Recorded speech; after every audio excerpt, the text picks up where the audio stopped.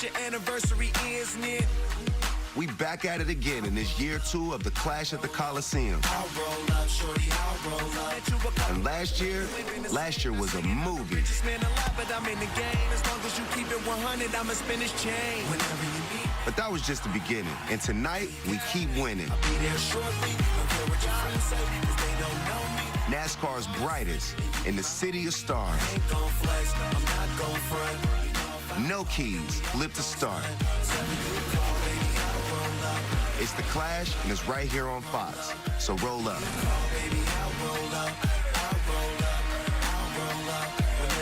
Live from the Los Angeles Coliseum, the Field of Dreams like NASCAR event comes your way. Whether you're with us all afternoon or just tuning in, this is the scene, the weather outstanding. The field is set. 27 of America's best drivers in the coolest cars on this quarter-mile track, which was just a football field about a month or so ago. Thanks for being with us, and welcome to Race Day on Fox, presented by Coca-Cola Zero Sugar.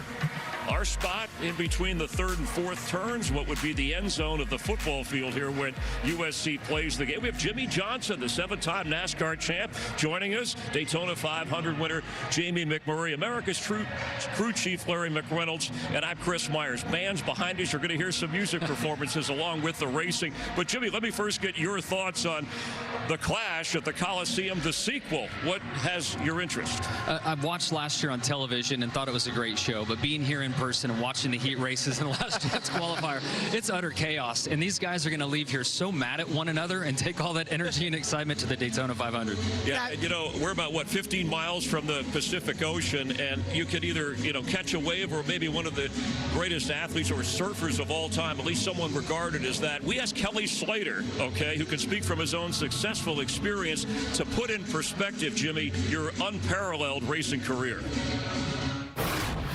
Jimmy Johnson, and he's going to win his 13th start. Johnson wins. Jimmy Johnson has tied 2 of the immortals in our sport. Jimmy Johnson as he says goodbye. Love you guys. Thank you guys so damn much. When it seems like the end, sometimes it's just the beginning. The ocean is complex. Fury above, calm below. The greatest driver of all time, the same, but different.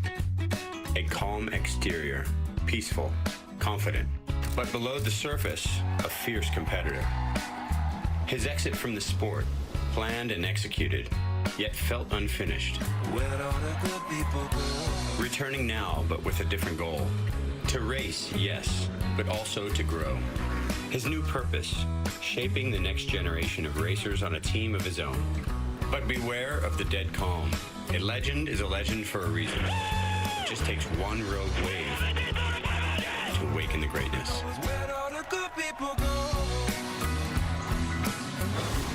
Well, Jimmy, you're involved in ownership, but you're also going to get back behind the wheel and run. At least you have to qualify, but get back into the Daytona 500 2 weeks from today. What's driving you to get behind the wheel? Well, you guys could have warned me that was coming, first of all. I did not know. Thank you. That's incredible. Well, so many great memories in the video, and thank you, Kelly, for the kind words in doing that. But yes, Daytona 500 is around the corner. I'm very excited for it. I find myself in an unfamiliar position, if you will, and having to qualify to get into the race.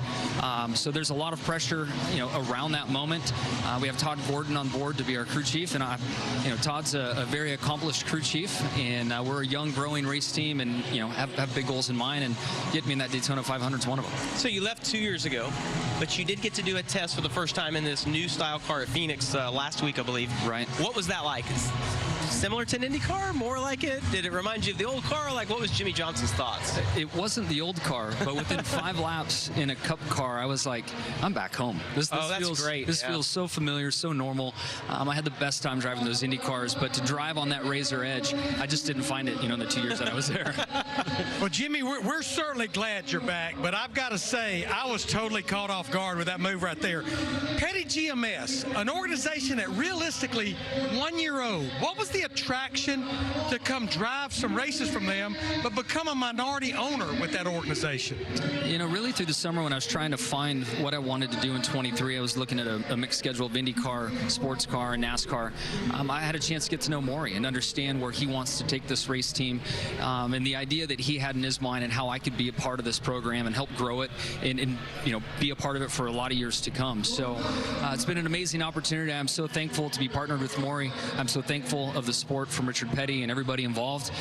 We're young, you know, we're 14 months old, but here we go. Yeah, and with all the races you've won, we wish you could run in this. It'd be nice to see you. And let's get back to this race, Jamie, and your thoughts on what we saw in the heat races to get us to the 27 that'll be going for the Clash winner tonight. Well, we've seen a lot of aggression. You mentioned that earlier. I mean, the heat races, the last chance qualifiers, and the one thing that stuck out to me is that you kind of have to do that move early. It seemed like the cars got a little bit spread out, and so if I'm watching this race, you know, any of the heat races I wasn't in, you know, you got to move somebody early on. Saw a couple of guys be able to cross the other car over, which I thought was good. The racing actually this year I thought had been better than what we saw last year. Yeah, we thought they were going to be aggressive. They did not let us down, but the fact that two of our drivers that were in the championship for last year, Chase Elliott and Christopher Bell, they had to race their way in, and they're going to start near the tail of the field, along with Daytona 500 champion Austin Cindric. Yeah, Brad Keselowski didn't make it, but we do have 6 champions of the sport in the 27 drivers that'll try their best to win the Clash. Thanks for coming by. Good luck as an owner in the Daytona 500. We'll see you in a couple of weeks, hopefully. Sounds great. Great to have Jimmy Johnson, one of the many stars here joining us. From one champion to another, let's head out to Regan Smith, who is standing by with Super Bowl champion Bernard Pollard, who's talking about Alli's new partnership with NASCAR. Chris, that's right. I am here with the 2012 Super Bowl champion, Bernard Pollard. Bernard, you told me a few moments ago you weren't at the Clash last year, but you saw it. You said, I wanted to be a part of this event this year. What does it mean to you to have this Clash and be here to see it in person? It means a lot, you know, to be able to be here. Obviously, watching it on TV last year didn't do it justice. Just seeing the fun that everybody had dancing and just having a great time. To be here now, I'm going to dance my butt off. To be able to watch the crews and the drivers, it's about to be a lot of fun for me. Ally, a partner of yours, also now announcing an official partnership with NASCAR today. What does that mean to have these partnerships coming together? It just makes sense. When you look at what Ally's been doing, you know, how their tagline would do it right, they've done a phenomenal job doing it right. I think, you know, with NASCAR, you know, everybody is fully included, being all-inclusive, the diversity part of it, it's an awesome thing. And when you look at it, stepping out in the community, you know, Ally has done a phenomenal job stepping out. And some people don't know, some people may know. But for me, I've been a part of that with them. And so we did a piece back home. I went back to my hometown. You can watch that full feature on Ally Racing. Find them on all the social media feeds. And for me, I mean, I think you're going to have a good time because you're going to see where I came from, what it was about, and we ate really good at it. Chris, his nickname's the Bone Crusher. I think he's far more kind than that. He's looking forward today. We're looking forward today and getting things started. Thanks very much, Regan. We're counting you down to the Clash live from L.A. Stay with us.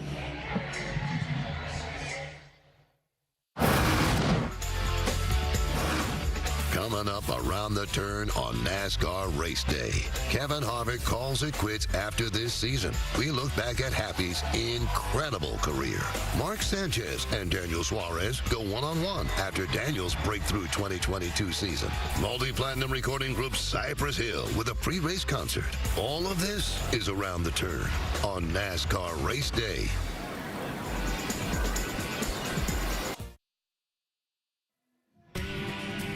Good to be here live. 75th year of NASCAR at the LA Coliseum and celebrating the 100th anniversary of this historic building. So many memories, including the 1960 Democratic Convention speech by John F. Kennedy.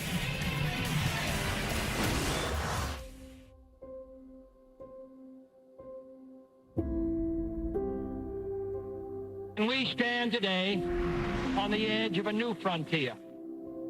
The frontier of unknown opportunities and perils.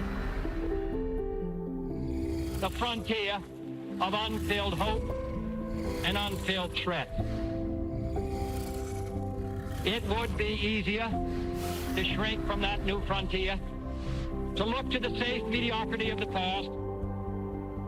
But I believe that the times require imagination, and courage and perseverance. I'm asking each of you to be pioneers towards that new frontier. We are not here to curse the darkness. We are here to light a candle. Looking for new memories today? Let's head upstairs, the place they call the 1923 Club, and Adam Alexander is standing by with a great view and scenic picture behind him.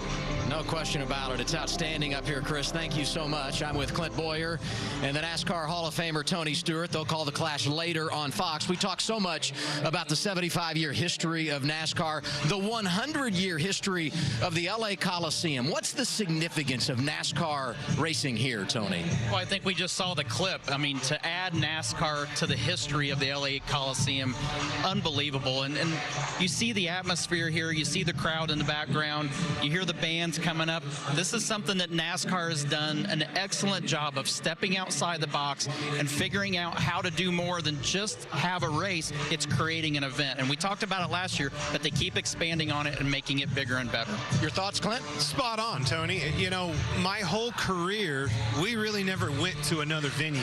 Never raced in front of another set of eyeballs. Always kind of wanted to go and see maybe, let's do something different. We went to the Coliseum, the LA Coliseum. We took our sport of NASCAR, brought it here to LA. I think this thing is tailor-made. This event is tailor-made for this LA crowd. That you can't take, you know, just any old racetrack out here and showcase what our sport does for these fans. You got to put on a show. They like entertainment. They've got that with Wiz. They want a beating and banging in-your-face action, and you certainly have that with that racetrack. Now let's talk about what's going to happen on track in the main event. You were upstairs earlier calling the action. What will we see in the main?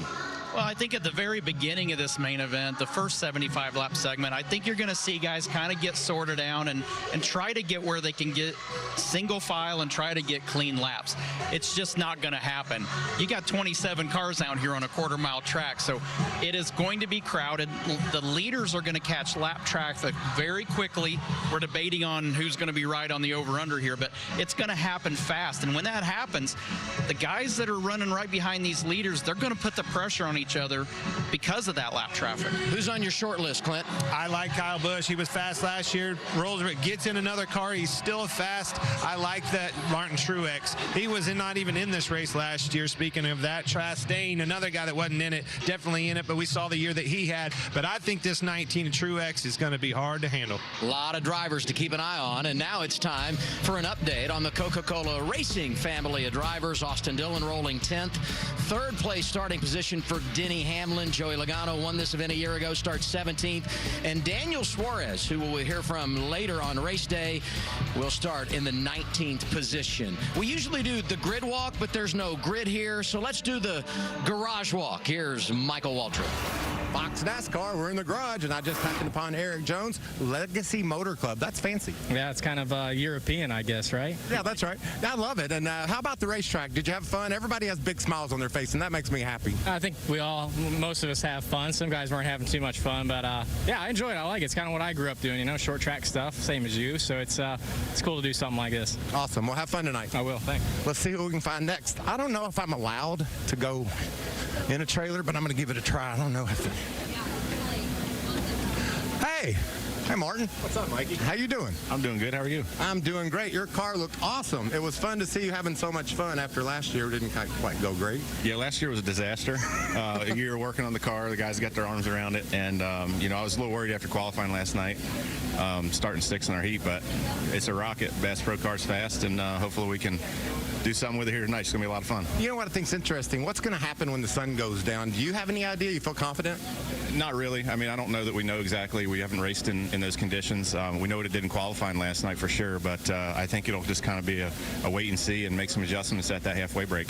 Love watching you. Have fun. See if Ty Gibbs is around. Hey, there's Denny Hamlin. Hi, bud. How you doing? Doing good.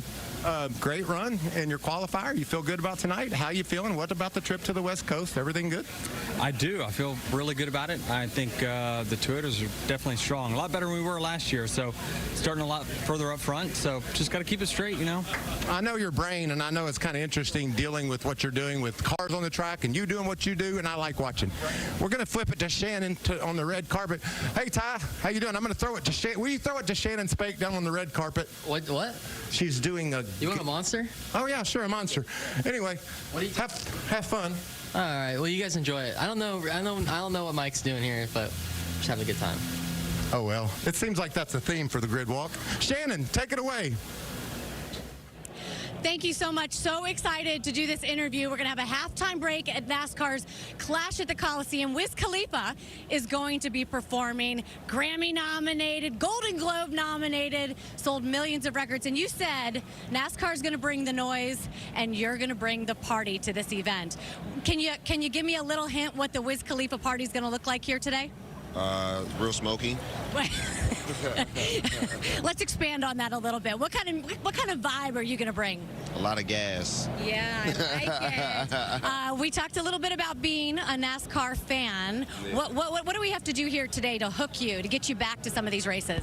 I just need to learn a little bit, you know. You guys got to show me the ropes, and I'll be 100. You have a favorite driver?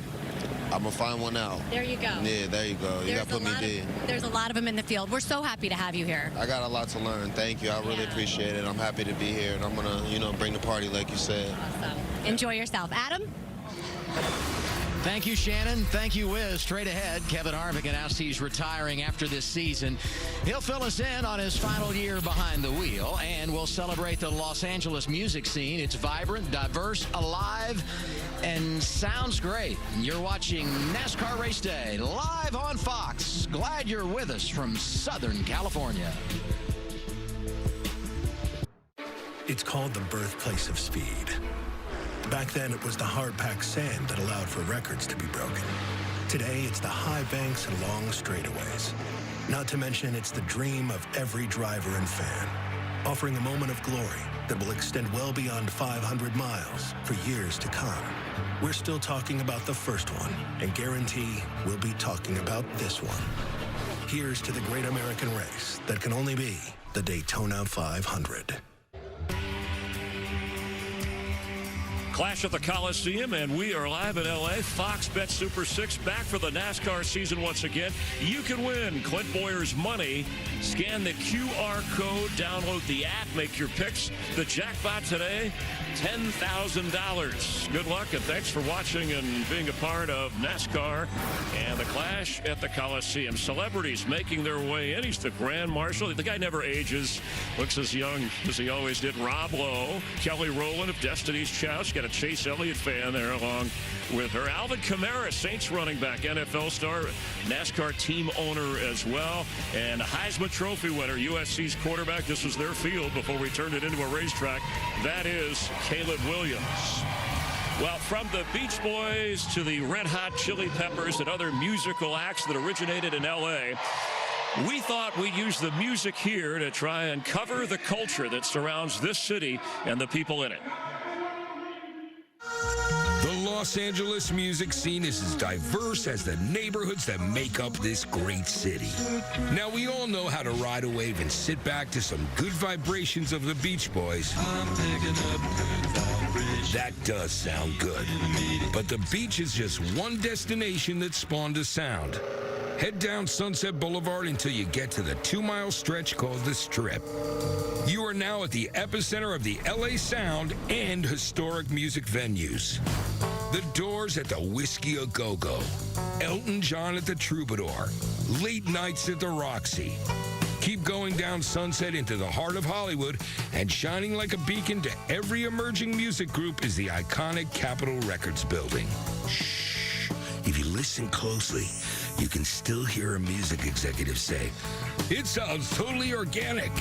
But if Hollywood was the epicenter of the LA sound, a 10-mile city south of downtown became the match that lit the fuse for a new version of hip-hop. Compton, California. where natives Eazy-E, Dr. Dre, and Ice Cube told us about the strength of street knowledge. From street corners to beach parties, from mountains to beaches, the sound of music echoes into the folklore of Los Angeles.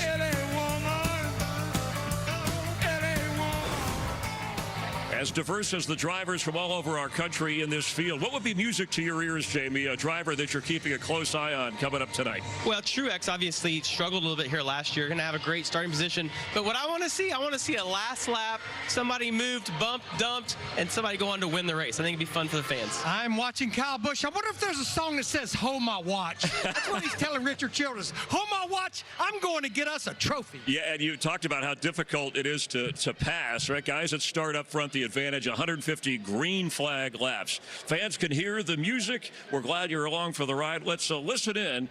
Part of the show from the Coliseum here at the Clash.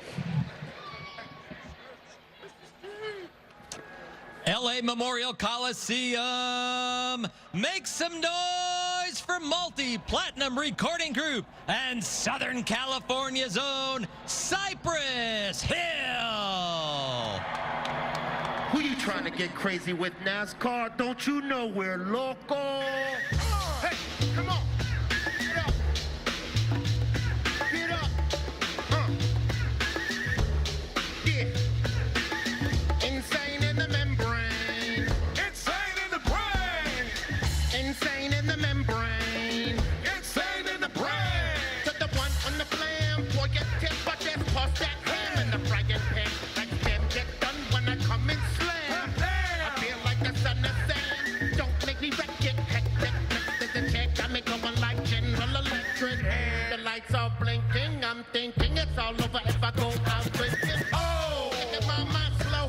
That's why I don't mess with the big 4-0, bro. Got to maintain. A homie like me is going insane. Insane in the membrane. Insane in the brain. Yes, we're insane in the membrane. Insane in the brain. Are you insane in the membrane? Crazy insane. Got no brain. Insane in the membrane. Insane in the brain. Do my jerk undercover. Now it's time for the blower. Blabber. Watch that belly get fat. Fat boy on a diet. Yeah. Don't try it. I jack you up like a looter in a riot. My back's fat like a sumo. Big ass. Leaving your face in the grass. You know, I don't take a dulo lightly. Punk just jealous cause he can't outfight me or kick that style. He's wicked. Wow. Perfect face. Never see me smile. With that mainframe I maintain. What you say? Cypress is going insane. Insane in the membrane. Insane in the brain. Yes, we're insane in the membrane. Insane in the brain. Are you insane in the membrane? Crazy insane. Got no brain. Insane in the membrane. Insane in the brain. Are you feeling insane over there? Hey, is everybody insane over here? Are you feeling insane back there? Come on. Are we all insane out here? Just like Louis Armstrong, played the trumpet or hit that. Make you off something soon. I got to get my props. Cops come and try to snatch my props. These kids wanna blow my house down. Hit underground to the next round. They get mad when they come to raid my pad. And now I'm out in the night news cab. Yes, I'm the pilot of this ship. If I dip with the ultraviolet, hide from the red light beam. Now do you believe in the unseen? Take a look. Don't make your eyes strain. A homie like me is going insane. Insane in the membrane. Insane in the brain. Yes, we're insane in the membrane. Insane in the brain. Are you insane in the membrane? Crazy insane. Got no brain. Insane in the membrane. We're insane in the brain. Are you feeling insane over there? Come on. Are we all insane over here? Are you feeling insane back there? Are we all insane out here? I think we're going crazy.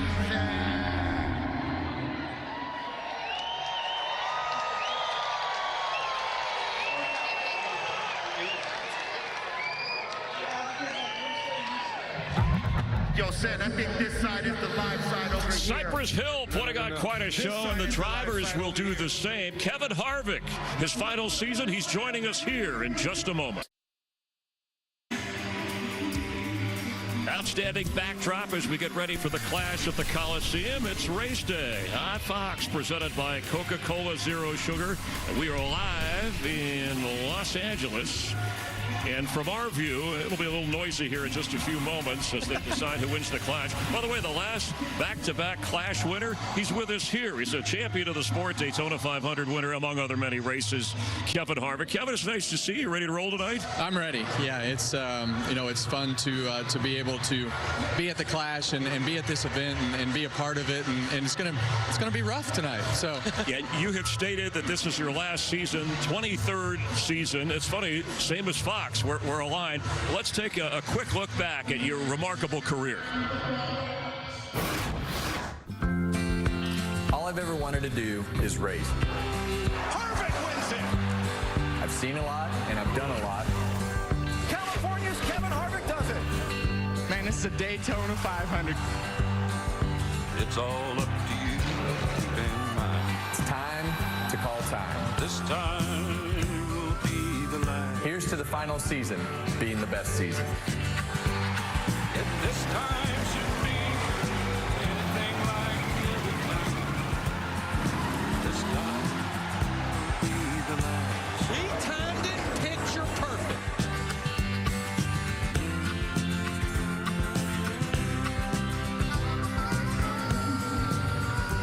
Wow, it's been great being with you along for the ride. Anything else you want to tell us or add? Yeah, well, I'm here to tell you that I'm going to be along with on the ride with you for a while now. Oh, really? So I'm going to be sitting up in the booth with Mike Joy and Clint Boyer, and I'm looking forward to that. So I'm here to break the news that I'm joining your team. Wow. You're coming after this year from the car right to the broadcast booth on Fox. That's exactly right. We're coming right to the booth, and I couldn't be happier. You know, for me, the timing in life has just been absolutely perfect with everything on the driving side, and now to have this opportunity to tell people about racing. There's not anything I love more, and I can't wait. Well, congratulations. He's a teammate now. Yeah, we're excited to have you. I'm questioning your intelligence, so if you're going to put yourself with Clint Boyer in a booth for multiple years, do you think you're ready for that? Well, I think between the two of us, we might pass an IQ test. So I feel sorry for Mike more than anything. Yeah, Mike's going to have his hands full, guys. I've been around Clint a long time, so it's going to be fun. Well, I just want to make sure. Is this official? Are you absolutely? You're not going to unretire on us? He's not Tom Brady. We see this a lot, and then we're stuck with Boyer on his own for one more year. Yeah, you know, this I think, is it, right? I think as I look at everything, that was one thing I wanted to do, was make sure that I drove long enough to know that was the end. So I've got so many things that I'm grateful for, and this sport has been so great to me in the car. But I built so many relationships over the past 30 years, and I don't want to lose those. Well, we know you love NASCAR, and you're going to be great at this. We a couple of people, they have some career advice for you if you can listen to this. Hey, Kevin. Piper wanted to share some things about the booth next year. Hey, Daddy, we're really proud of you. They want you to wear a suit and tie, but Mom can help with that. This headset's really big. They say you need to tell lots of dad jokes, which you're already an expert at. I love you, Dad. You're gonna be great. Kevin, we're really proud of you, and we're so happy for you to make that transition to the booth next year. Now we don't have to be worried about what happens on the racetrack. We have to be worried about what's going to come out of Daddy's mouth.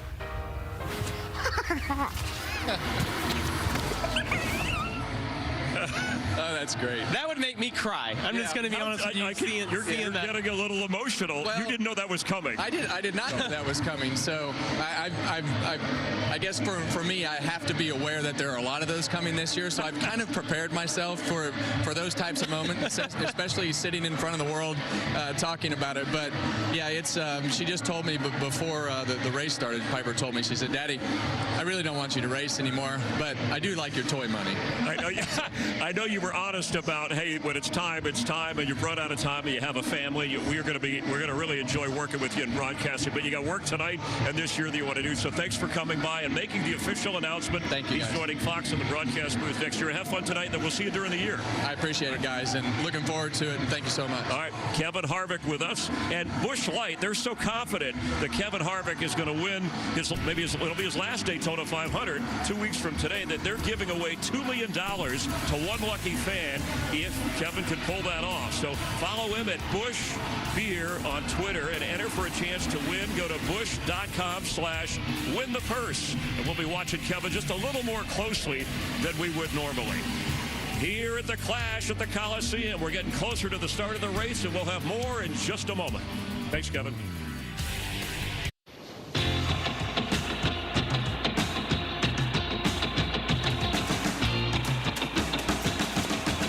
Hey, Eric, what are you doing? The Clash is back in LA, and I'm fired up. You just tore up my sandcastle. I don't really care. You better have that aggression on the racetrack. Well, that's what you're going to get. I'm out of here. Sorry about your car.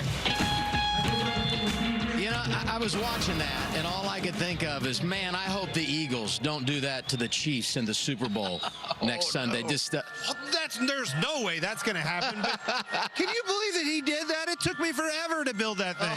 Pretty cool, wasn't it? He's normally very calm. I'm sure it is. Hey, I know you think the Chiefs are the only football team out there, but if you're at the LA Coliseum, you have to give a nod to the USC Trojans.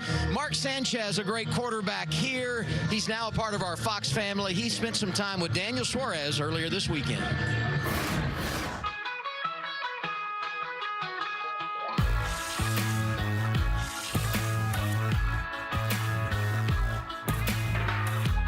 What's up, Mark? Amigo.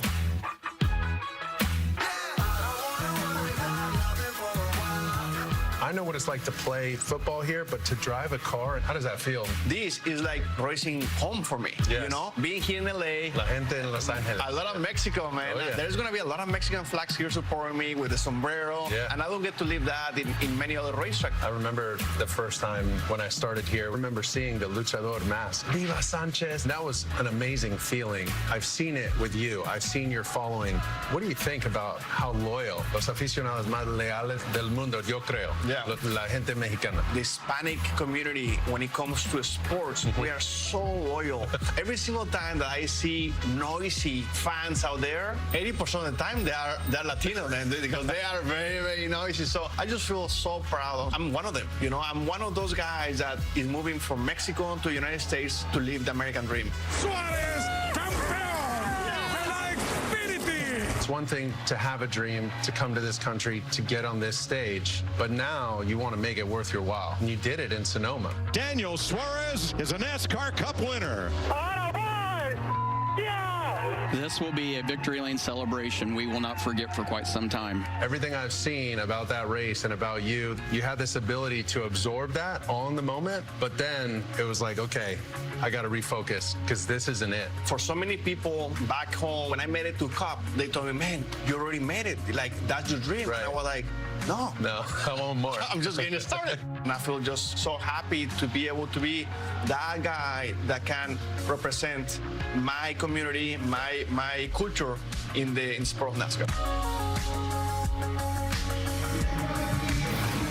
Daniel's such a great personality for NASCAR. Both of you have won at Sonoma. What was your reaction when Daniel won there last summer, Tony? I watched that race and was commentating for Fox, but to watch him do what he did, he never put a wheel wrong. He did an awesome job and just dominated the last half of that race and showed why he deserves to be in the Cup Series. Well, the story behind Daniel Suarez, we need characters like Daniel Suarez. Everybody knows he's a good time. He's a wheelman behind that race car, and I'm telling you, that ain't over there. Just like he said, it's not over with just Sonoma. Daniel Suarez is going to be a part of this sport for a long time, and I'm liking it. A great 2022 for Trackhouse. Suarez starts 19th tonight in the Busch Light Clash. Next Sunday is Super Sunday on Fox. Super Bowl 57 with the Chiefs and the Eagles. We're there all week with 50 hours of live game day and weekday programming across the Fox family of networks.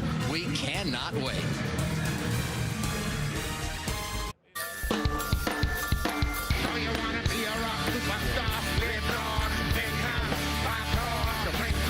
Coming up in the world.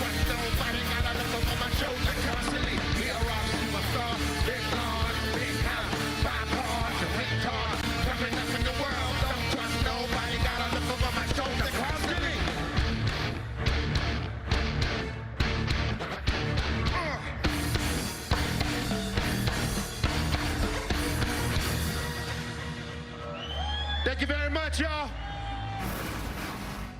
Really nice having Cypress Hill here performing live at the LA Coliseum as we get ready to run the Clash. 75th year anniversary of NASCAR. Our Fox team is looking forward to a great year ahead, a great season with these teams.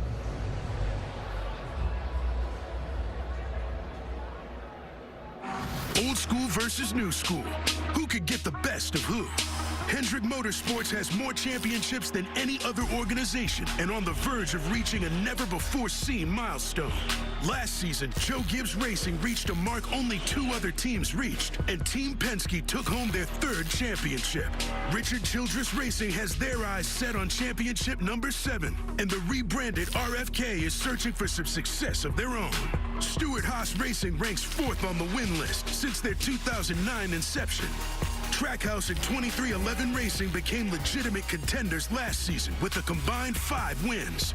Wood Brothers Racing, NASCAR's oldest team, is knocking on the door of 100 wins. And let's not forget about the small teams looking to make some noise.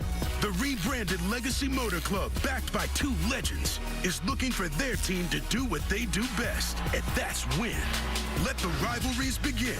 It's time to drop the green flag on the 2023 season. Play hard, work hard, play hard.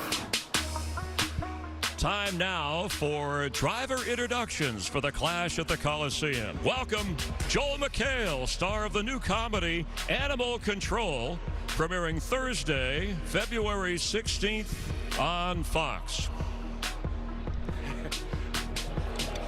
Thank you, everyone. Hello, Los Angeles. It's me, Joel McHale, star of the new show, Animal Control. Sure, I'm an actor and comedian, but today is all about my true passion, shouting the names of race car drivers. Yeah. Los Angeles, it is now time to welcome the teams and stars of tonight's Clash at the Coliseum. And after the race, please stay in your seats for a special screening of the 1996 Oscar winner for Best Picture, The English Patient. I'm lying. I'm lying. Are you ready, guys? I can't hear you. Actually, I can. You're all screaming. There we go. There we go. First up, here we go.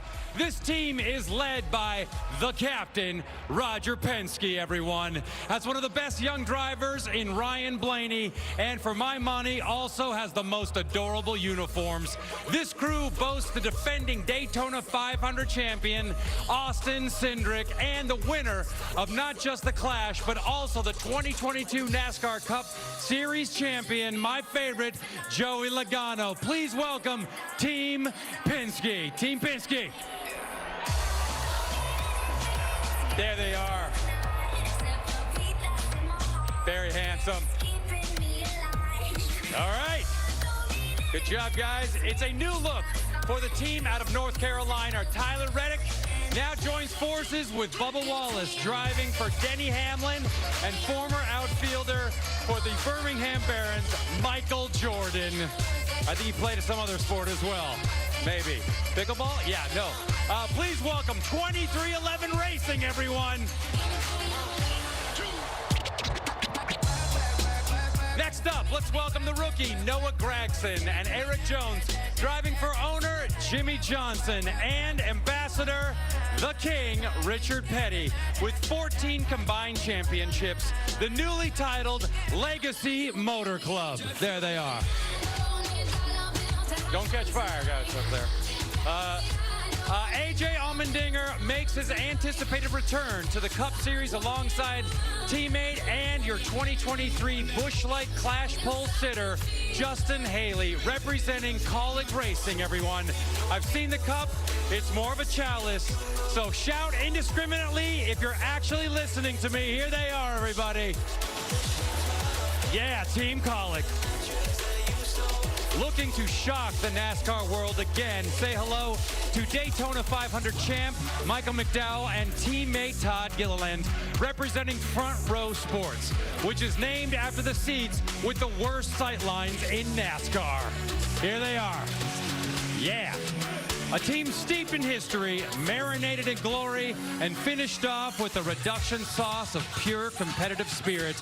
They're headed up by Hall of Famer owner Richard Childress, with Daytona 500 champ Austin Dillon and the man with the most NASCAR wins of all time, Kyle Busch. Should be fun to watch, if you know what I mean. Say hello to Richard Childress Racing. Yeah. Hey. And now, a team with 200 Cup Series wins and 5 championships. Please cower in fear before the four-headed beast of auto racing, Denny Hamlin, Martin Truex Jr., Christopher Bell, and the namesake rookie, Ty Gibbs. All driving for the coach. It is Joe Gibbs Racing, guys. All right. Next, a team in just its 3rd season looking to change the game. Watermelon Man, Ross Chastain, and my personal and close amigo, Daniel Suarez, representing Mr. Worldwide, Pitbull, and Justin Marks. It's Trackhouse Racing, everyone. Nice to see you. Right on. A team representing a record 14 Cup Series championships. Drivers William Byron, Alex Bowman, the 2021 champion Kyle Larson, the 2020 champ and 5-time most popular driver of all time, Chase Elliott. Please welcome to the Coliseum, Hendrick Motorsports, everybody. Hendrick Motorsports. And finally, when the boss's nickname is Smoke, you better get ready to go fast or open a barbecue restaurant. Please welcome Eric Amarola, Chase Briscoe, newcomer Ryan Preece, along with the 2014 champion Kevin Harvick, Kevin, in his final season. This is Stewart Haas Racing, everyone. Hey. Thanks, Kevin. Lastly, if you knocked over your beer, please flag down an usher, and they will be there momentarily with a replacement. I'm lying. Thank you for tolerating me, everyone. Please watch Animal Control right here on Fox Thursday nights. Enjoy the Clash, Los Angeles. Go get them, guys. Run to your cars.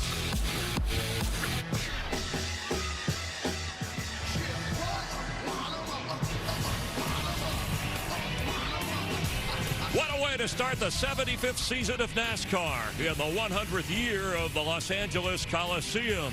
It's the Clash at the Coliseum. 27 drivers, 150 green laps, and we'll take you along all the way for the ride and wrap it up.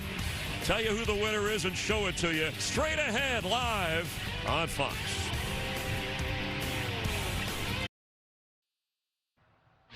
Warriors from around the world have graced this battlefield for over a century.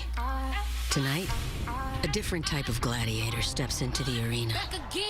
Clash at the Coliseum. Who will get here? It's hands on the wheel, man and machine. It's go time. The action, fast. We got some fireworks over here. The competition, fierce. Go hard.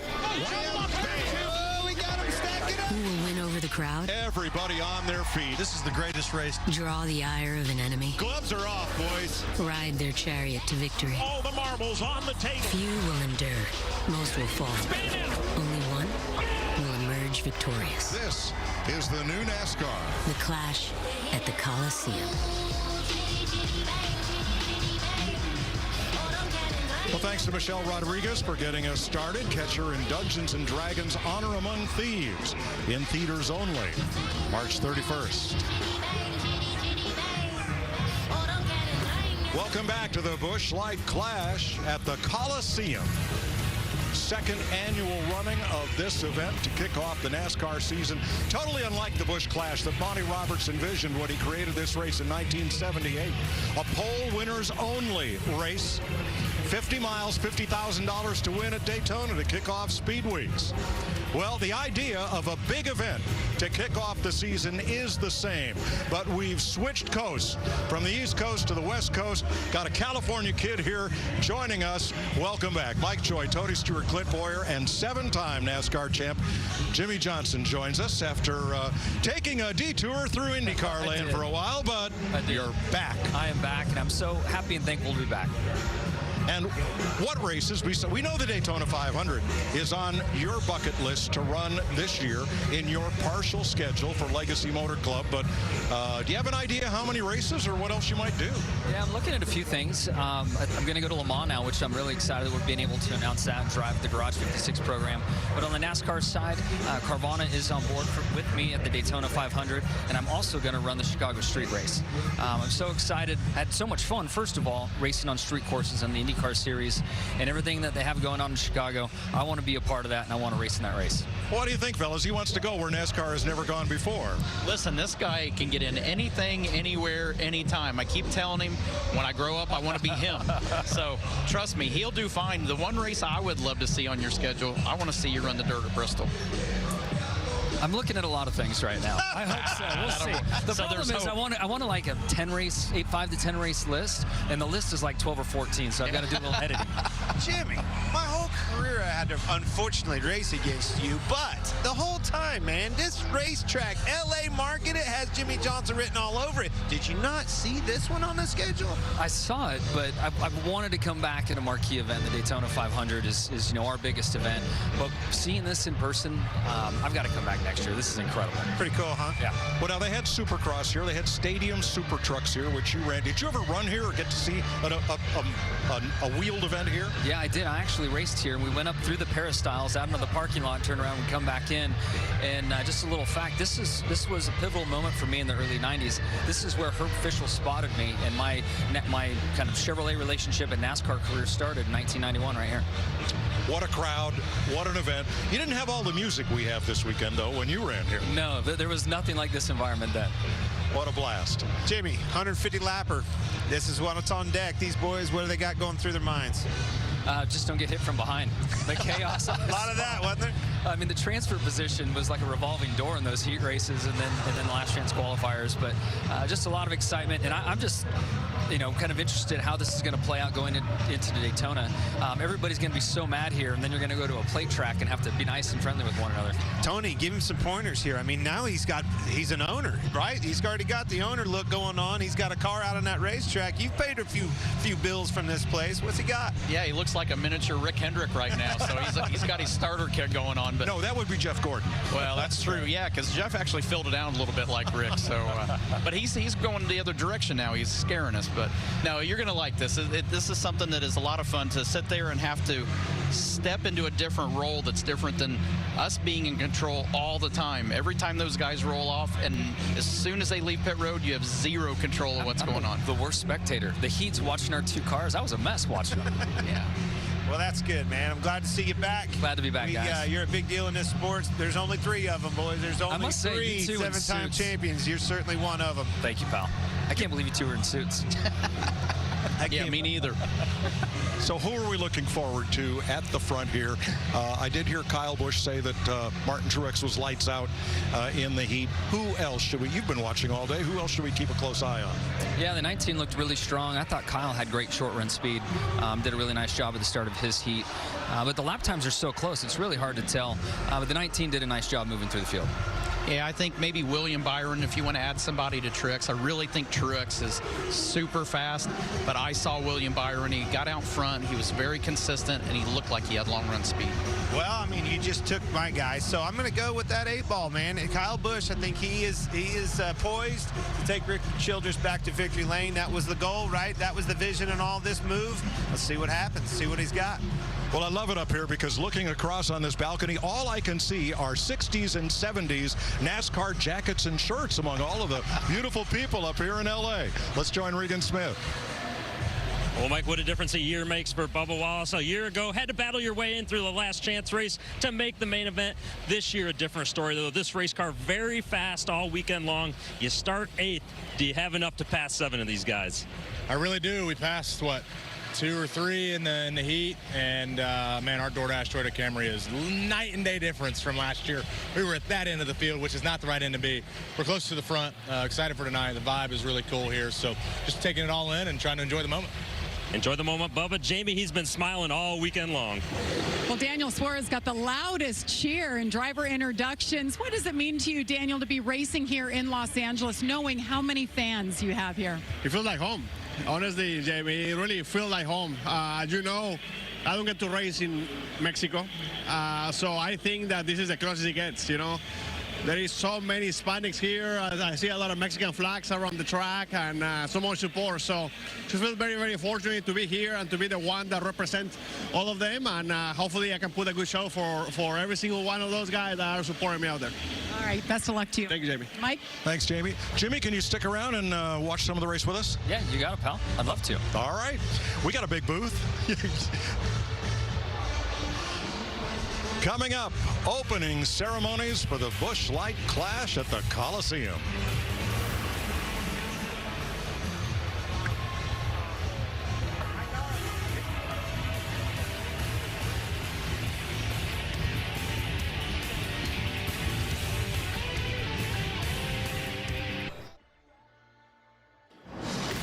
NASCAR on Fox is sponsored by Busch Light. Race for the mountains. Enjoy responsibly.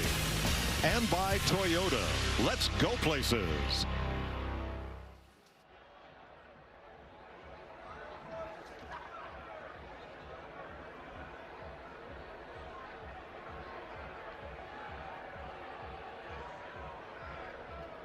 Ladies and gentlemen, at this time, we ask that you please rise as you are able and remove your hats as the USC ROTC Junior Color Guard presents our nation's colors. Here to perform today's invocation, please welcome lead pastor of Church Home, Judah Smith. Let's pray. Our Heavenly Father, we recognize your rulership. You are wonderful, you are gracious, you are kind, and you are compassionate. We stand in this moment and recognize that your love is towards and for each and every one of us. In this exciting event tonight, we ask for your protection over every driver, over every team, and over every single person in this auditorium. In all of these things that we do, we ask that we would see your goodness, your grace, and your mercy. And God, we ask for your protection for our country and for the nations of the world. And we thank you that in all of this, we can have joy, where you give your people joy. And we thank you that you'll fill this Coliseum with laughter and joy, connection, and fun. And we thank you for that in your name. Amen. Here to honor America, please welcome the USC Trojan Marching Band under the direction of Dr. Jacob Vogel as they perform our national anthem.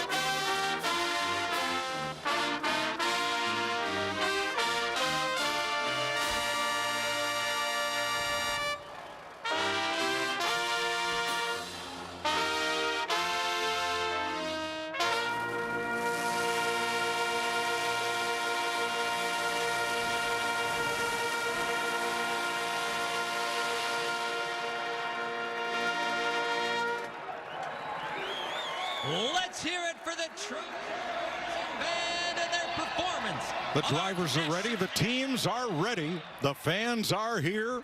The flyover complete. It's the Busch Light Clash at the Coliseum. Next on Fox.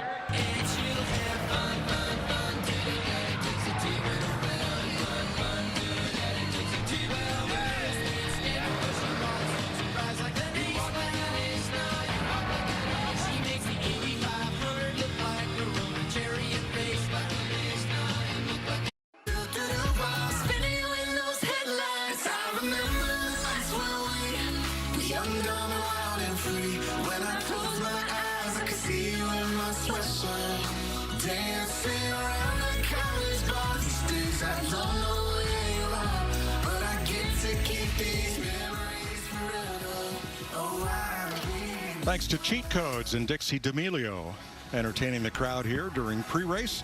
Let's join Jamie Little. Well, Mike, 1 year ago at this very race, it was one that Denny Hamlin would like to forget. They were just terrible. This year, different story. He told me they unloaded off that truck. They were right in the ballpark, hardly adjusted at all on this race car. Went out, qualified third for tonight. So how aggressive is Denny willing to get to go to the front and win this clash, the first race of the season? He told me whatever it takes. This is going to be a good one, Regan Smith. Jamie, Eric Almirola last season wasn't even in the clash. He failed to qualify through the last chance qualifying race. This season, though, a completely different story for him. He will lead the field to green in his number 10 race car. This car, when I asked both he and crew chief Drew Blickensderfer separately, is extremely good. How good? They both told me that they did not show everything they had in the heat races that took place just a little while ago. Once he got the lead, Eric just throttled back a little bit and maintained a lead. He feels like there's still more left in this Smithfield car that he can go out there and get the job done tonight. Their biggest concern is going to be strictly how the track changes as the sun has gone down and it has cooled off. It's getting ready to get very exciting here. And that is a big change. Thanks, Regan. It was 93-degree track temperature when Almirola won that heat. The track temp now has dropped 25 degrees to 68. And we saw this last night when they qualified. It got really slippery. So I think for all of these teams, it's going to be a question mark of how other cars are going to drive out of the gate. Well, and I think it's going to be worse right off the bat in this low air pressure. We know, yes, it was slicker last night. We knew that. We saw that. But you have to have lower air pressure so this thing can last on this longer run that we haven't seen all weekend long yet. All right, the drivers are strapped in as the sun sets low over the Pacific Ocean. And the lights come on, ready for the Busch Light Clash at the Coliseum. Let's go trackside and meet the event's Grand Marshal.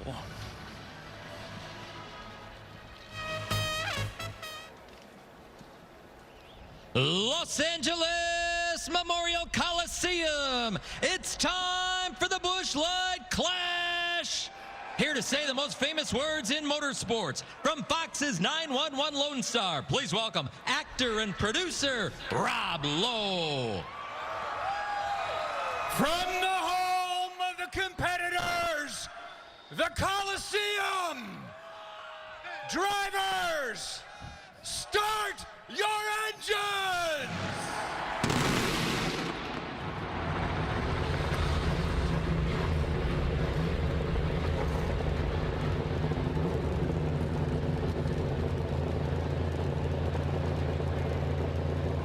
Now, folks, there's still time to get your race predictions in for a chance at $10,000 of Clint's cash. Oh, 10,000? Yeah, it's Fox Bet Super 6, so get the free Super 6 app on your phone and enter your 6 race predictions now for a chance to win big. Jimmy, you can't play. Oh, I was just thinking about that. I'd love to take Clint's money. That's one of my favorite parts, Jimmy. Let's check on Kevin Harvick down here. How about you, Harvick? It's Boyer up in the booth. You got us? Holy cow, I got you, buddy. Well, wake up now. And let me tell you, come on in. The water's warm. Congratulations on what now we finally, everybody knows what you're going to do. Joining me up in the booth with Mike Joy is going to be a lot of fun. But, hey, that means you only got one more time to try to win this, baby. Yeah, I'm really looking forward to coming up there and having some fun and watching these races, because if it's anything like I think it's going to be tonight, they're going to be pretty entertaining. So I would tell you that it's I think it's kill or be killed tonight. So you better be aggressive and go forward. So it should be fun. Well, man, we're looking forward to it. How pressing is it? Do you have to go right off the bat? Can you ride a little bit? Can you let this race come to you? I don't think it'll be like the heat races right off the bat. I think you have to let it come to you a little bit. We're started on the outside again, so we've got that going for us. And I think you're going to have to just let it play out a little bit here in the beginning and then start to turn the pressure up a little bit as the race goes on. All right, buddy. You're starting mid-pack, so let's see what you got. Thank you, sir. All right, we're looking at tonight's Busch Light starting grid. The 4 heat winners will start up front: Almirola, Truex, Hamlin, and Byron. Then the heat runner-ups: Bowman, Busch, Briscoe, and Wallace.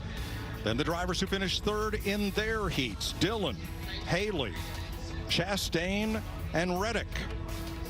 That takes you through the first 6 rows of this 27-driver field. Then it'll be Gregson, Larson, Blaney, and Preece. Last year's winner Joey Logano starts 18th next to Kevin Harvick. Suarez, Jones, McDowell, Elliott, Bell, Gibbs, Gill, and Allmendinger, and the provisional starter Austin Cindric. Man, we still got some time, boys. Supposed to be able to try to dial in Martin Truex Let's Jr. get Martin on the hook. How about you, Martin Truex Jr.? It's Boy and the boys up in the booth. You got us? Yeah, I got you guys. Man, oh man, you got that Bass Pro Shops Club looking good. That thing was fast all night long. It was fast yesterday. You're fast in your heat race. What do you got for these guys? Yeah, I'm feeling pretty good about it. Car's really been good. Just got real nervous after qualifying. Starting 6th in the heat, I thought it'd be a lot tougher than it was. So obviously got a lot of speed. It's a really, really fun race, and it's nice to be up front. Hopefully we can stay here. All right, buddy. Good luck. Yeah, thanks, bud. All right, Jimmy, we had a discussion earlier. The over-under on how many laps it will be before the leader catches the tail end of the field is 11. Where do you weigh in on that? I think I'm going with the under on that one. It's going to be before that, I think. Once these guys get kind of single file and spread out, the bumper tag that I saw taking place in the heat races, there's bound to be somebody sideways. We saw guys 3 wide running each other into the walls. I think the leader's going to be coming quick. And I honestly think that's what's going to separate the winner, whoever ends up winning this thing, from the rest of them. It's who can get through that lap traffic more efficiently than the rest of them. That's easier said than done, getting through lap traffic. I mean, watching these guys try to set up passes to get enough rotation in the car to turn and drive up underneath somebody is really tough to do. I still think the key is going to be starts and restarts. I mean, you just got to be able to get away, get through a good corner, try to get enough of a gap there to where all of a sudden you can now run your pace. But until then, you got to watch that mirror and you got to be defensive. Well, you heard a confident Kevin Harvick on the radio. Busch Light is so confident that Kevin is going to win his final Daytona 500 in 2 weeks. They are putting $2 million on the table to go to one lucky fan if he does. Follow @Busch Beer on Twitter and enter for a chance to win at busch.com/win the purse. Jimmy, you're not eligible. Oh, I can't enter that either? No, you can't enter that either. That's a lot of dough. It is. All right, boy, the lights are off. One more lap. So, Tony, is it okay to watch your own cars on track? This is new to me, to be in a booth watching cars that I have ownership in. It is hard. It is extremely hard. But Tony does it all the time, and it's all good. Okay. We did have the King up here at Darlington in the booth with us, and Richard Petty says, I don't know what race you all are watching, but I'm seeing something completely different. So I understand it's a different point of view. It's a different point of view. That's all good. Jimmy, that actually happened last year. I'm sitting up here, and here he comes. First wreck, wipes his car out. He just shrugs his old shoulders like, oh. Track temp 68 degrees. And it's not going to get warmer. No. It's going to keep dropping. You know, talking about lap traffic, that's for Truex, like we just talked about. You heard from him. These guys in the back, it accordions. There's nowhere to go. You talked about it, Jimmy. It's hard to pass. It's hard to set up passes. But they can't afford. These guys in the back of this pack, they cannot afford to just ride because those leaders will be putting them a lap down faster than you know. You said an under of 11 laps, so you got to go.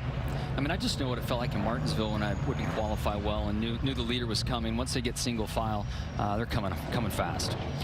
150 laps is the distance. Only green flag laps count.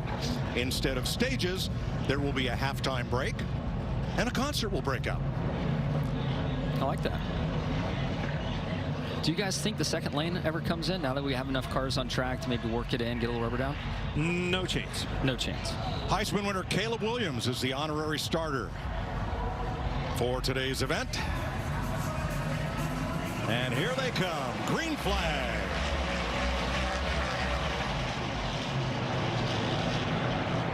Almirola and Truex with a good launch off turn 2. They're dead even into 3. Truex a little bit of wheel lock up on the outside.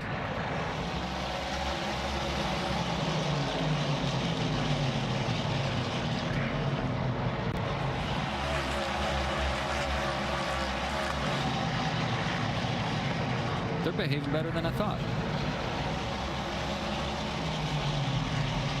I think they will. I mean, they know this isn't a 25-lap heat race. They've got a 75-lap segment. The air pressures are down. The track's cooling off. Way slicker, it seems like, as soon as the sun goes down. So these guys are going to somewhat watch their P's and Q's right now. They were 3 wide off turn 4. Wow. Alex Bowman was to the inside, and he's alongside his Hendrick Chevy teammate William Byron now for 4th. I think, just much like we saw Kevin Harvick in that heat race, when 2 cars get together, you kind of got to be there for the taking and take advantage of that slip up. Much like just your point when you said mentioned Martinsville. So 3 wide turn 2. Harvick 3 wide all the way down the back straightaway. And he gets the worst of it in the corner. Much like his heat race, though, that car, he struggles to take off. He has the speed on a long run, but man, it is a handful early. Now, Clint, I asked you about the second lane coming in, and I think it might, and that's only because the line is now down below the white line up against the inside wall. That is the second line. It's just not above, it's below. Below. 3-car breakaway, Almirola, Truex, and Hamlin. Still barely.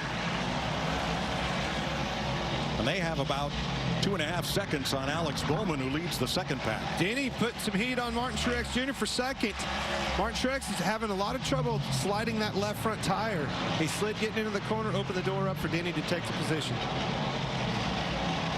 And he did that from lap 1. I mean, that is definitely something that's an Achilles heel for him right now. He's just struggling getting those pressures up. How about Bubba Wallace making a pass on the outside? He went around Chase Briscoe the hard way. And you brought it up, Jimmy, and it's a great point. The bottom of the racetrack. They were just barely down there with their left sides. Now all 4 tires down. We saw the same thing last year. It becomes a different line out of protection. You got to protect that entrance so they don't dive bomb you. It's got to be rough having all 4 down there on those rumble strips. It's amazing to make it look that easy. Byron now 3rd in front of Kyle Busch, then Bowman and Wallace.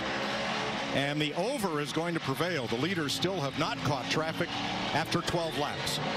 And the leader, Eric Almirola, is picking them up and putting them down. This is a car that just quietly has been successful all weekend long. Very fast, especially early. Looks like I missed the bet. They're at lap 14, and he's just now back in the field. Hey, what did I tell you? What lap was it? Come you on. Said 16. You said 16. Close enough. It was over. Well, I mean, you were called a genius earlier tonight. This is where it's going to pick up. You do not want to go a lap down. Can't afford to go a lap down. 150 lap race. They're going to race that leader hard. You see it with Gilliland. He's going to give him all he has. Todd Gilliland moves aside for leader Eric Almirola. Becomes the first car 1 lap down. Man, Kyle Busch is giving William Byron all he can handle right now. Spinner, turn 2. Eric Jones. Uh-oh. That's one of my cars. Yellow's out. Yellow's out. Better get used to this, bud. Uh-oh. That's got a toe link broke, too, on the right rear, it looks like. It sure does.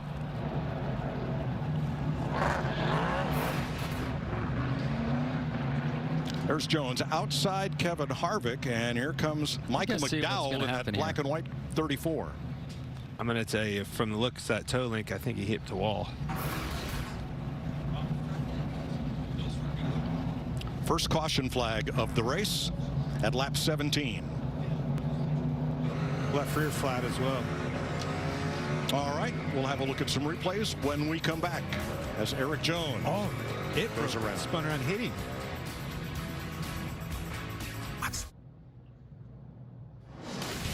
NASCAR on Fox is sponsored by the Credit One Bank NASCAR American Express Card. 16 green flag laps complete as we welcome you back to the Busch Light Clash at the Coliseum on Fox. Without this being too awkward, now that Jimmy Johnson is an equity partner in the 42, the 43, and your own 84, we'll let you analyze this wreck. Oh, I get to. Okay, thank you. Oh, no. I tried to sneak out during commercial, and you guys wouldn't let me, so. Yeah, we looked at this review. It's just hard racing. I mean, everybody's fighting for the spot, trying to outbrake one another into the turn, and 43 comes around. Unfortunately, it looks like the toe link broke when the right rear hits the back of the 4-car. I noticed that Eric is still out on track in his Allegiant Air Chevrolet, so it's gonna turn really good, I think. I'm just not sure how drivable it's going to be as he tries to make some more laps here. All right, we're going to let you off the hook from there. Thanks for coming by and, Thank you. And being a part of this with us. And Good luck this season in your part-time return to NASCAR. I appreciate it. Great seeing you guys. Thank you. 7-time champ Jimmy Johnson. See you, buddy. Eric Almirola, our race leader, has chosen the outside for this restart. Yes, sir. It's kind of surprised me a little bit. And I think pressures have equalized, Tony. I think the 11 car was, we saw him pass his teammate, Martin Truex Jr. These cars are going to be a little more aggressive here, especially fighting for that win or lead. Only green flag laps count. 16 of them complete. Hamlin and Almirola for the lead. Still there. Gap behind him if you want it.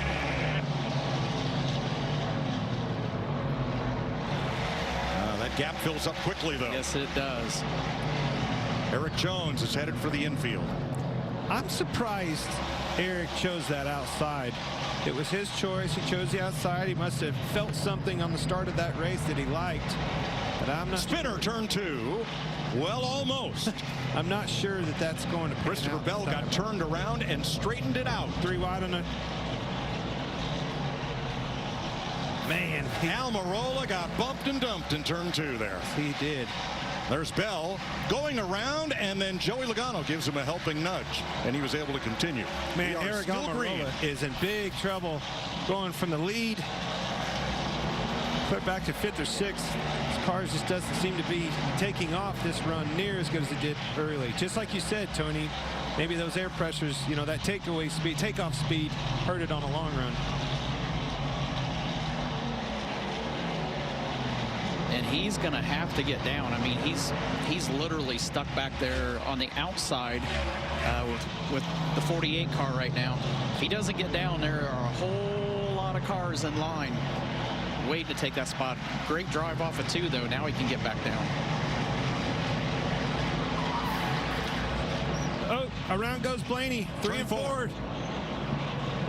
And there's a look at what happened to Almirola getting shoved back, and we are under caution for the 2nd time today. Ready to go.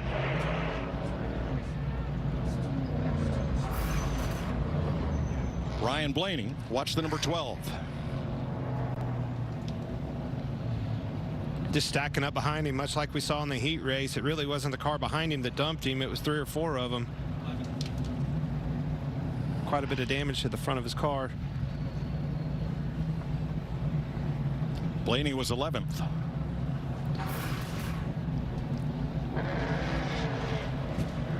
Take a little break to clean things up here with 23 laps complete. Los Angeles has always been a hotbed of racing. Los Angeles Speedway in Beverly Hills, the current site of the Beverly Wilshire Hotel. They raced until the property got too valuable and it got developed. Gilmore Stadium, current site of the Grove at Farmers Market. Carroll Speedway at Artesia Boulevard and the 110 Freeway.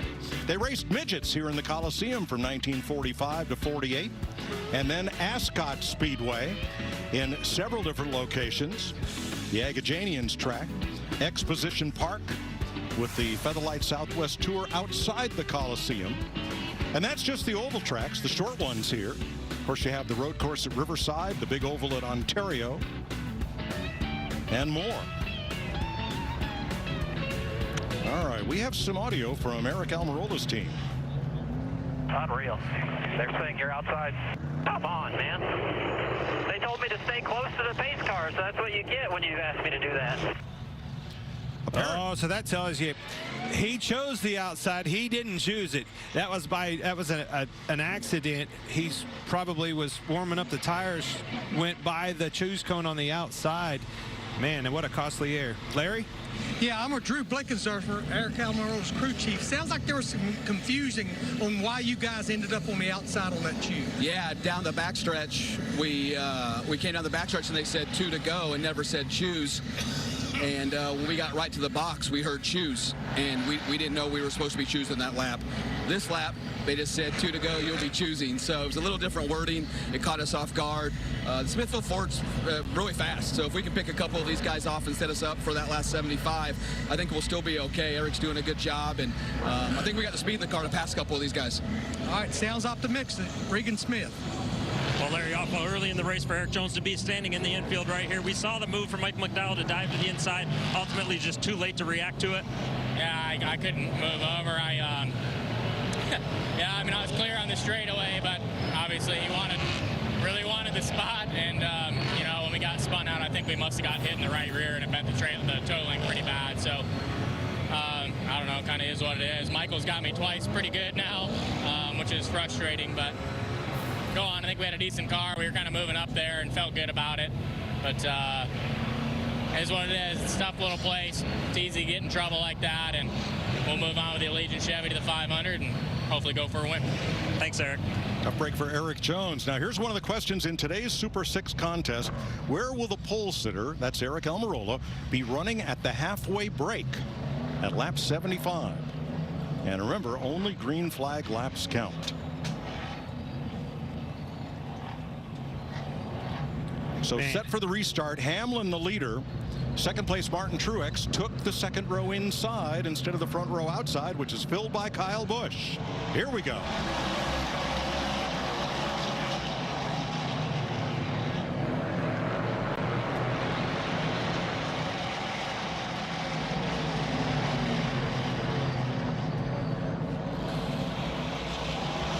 Austin Dillon, great restart. Restart in that outside lane, got a really good jump, got himself up to 5th place. Kyle Busch going after the lead, but Hamlin secures it. Now it's Truex and Busch for second.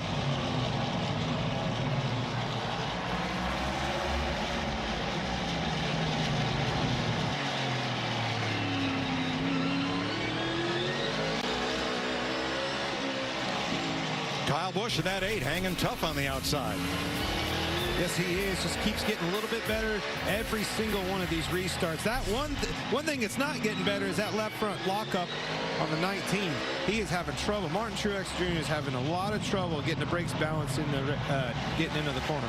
We just saw Kyle try to get to the bottom there, and that door closed really quick. Yeah, by his new teammate Austin Dillon in the 3. Exactly.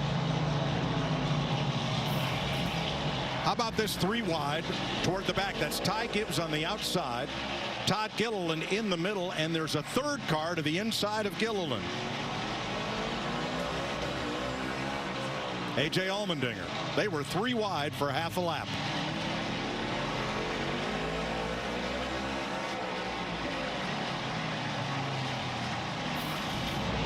$11 cars in the first pack, then a gap of about 3 or 4 seconds. That gap is because of that 99. Daniel Suarez really having trouble getting it down, holding that crowd up. Everybody starts stacking up behind him. Usually, what does that mean, Tony? Means you're slow and you're going to get moved soon. If you don't find some speed or find your way to the outside, they will help you find the outside. You're going to be the next one frustrated. William Byron in the 24 up to 7th. The 45, Tyler Reddick, trying to take it away. Reddick had a great race going here last year, but he and Chase Briscoe fell victim to rear end trouble.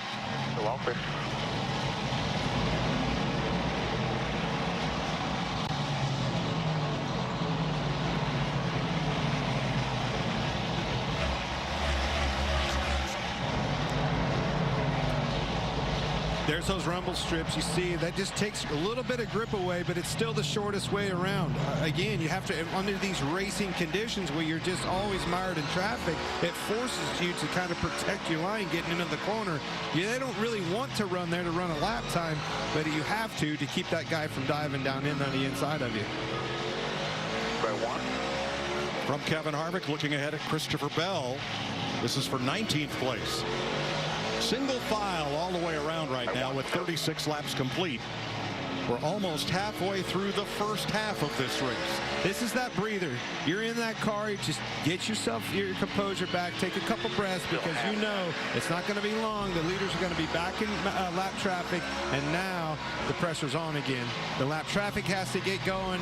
The leaders are getting, you know, if you had any kind of a gap as a leader, they've caught you because your laps have slowed down. It really compresses quick on a track this small.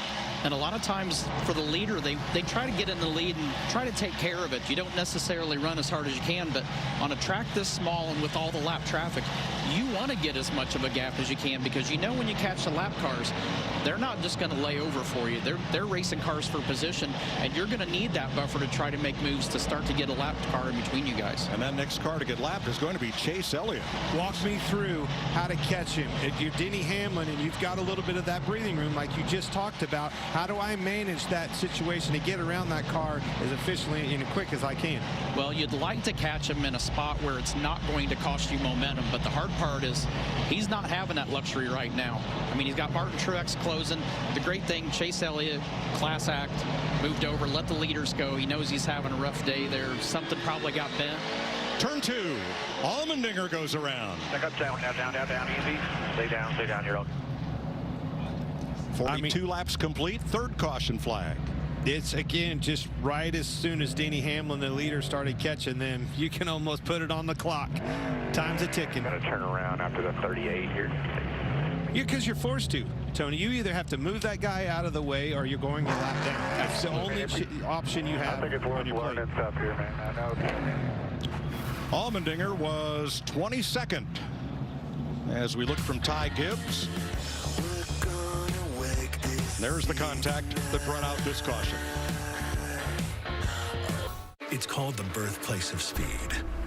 We're still talking about the first one, and guarantee we'll be talking about this one, the Daytona 500. Night descends on America's second largest city. The bright lights of LA, the Santa Monica Pier. We look across the Hollywood Hills from the brightly lit Coliseum, celebrating its 100th year. And here's a look at the Coca-Cola racing family and where they're positioned, with Denny Hamlin in the lead.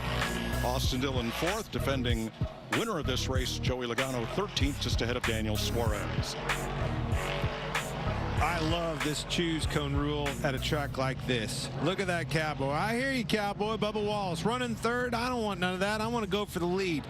He stepped up to the plate, went to the outside. I hope it doesn't cost him like it did Eric Almirola. We will see. He could have either started inside the third row or up on the outside of the front row, which he chose. I still like taking that opportunity on the outside. I'd all the time rather be on the front row than getting buried. Jamie. We're under caution for A.J. Allmendinger, who spun. He just came on the radio and said, guys, I just cannot drive this car. It feels like it's out of the racetrack. Can't use the brake, can't use the gas. I'm just in the way. William Byron will restart fourth. He could have stayed on the inside and restarted seventh, but like Wallace, he's going to take his chance up on the outside after winning his qualifying heat. You're going to try to crowd him down, maybe on the X of a corner off of 2. You only have a lap, maybe 2. And if you don't get in behind him, if you don't get the pass done now, you better get down quick. There it is. Gained him a spot. Oh! How about 2 spots? Bubba Wallace just bumped his car owner, Denny Hamlin, out of the way. Actually, the 19 pushed him through his own teammate.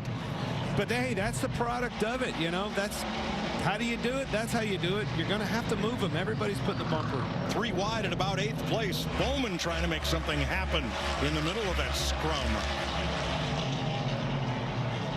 Somebody we haven't talked about a lot, Ryan Preece got up there.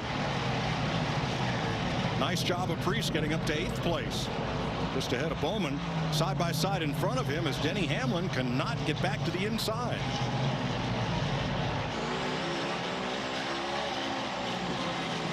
Bumper. Clear. Denny Hamlin just keeps going back. Cannot get down. Every single car that gets to him puts another bumper to him. Here's another car. Larson is going under him. Inside.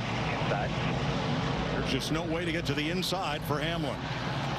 And he went from the lead to 9th place right there. A matter of 2 laps. And he's doing everything right as a driver. He's trying to pin those guys down to that apron where the pockets are, where those rumple strips are. That's his only shot if he's going to try to get around those guys to get back in line. He's got one more corner here, and he needs to get down. I don't know if he's going to get it yet. Nope. Joey Logano moves up to 11th. He's going to make a try on Hamlin.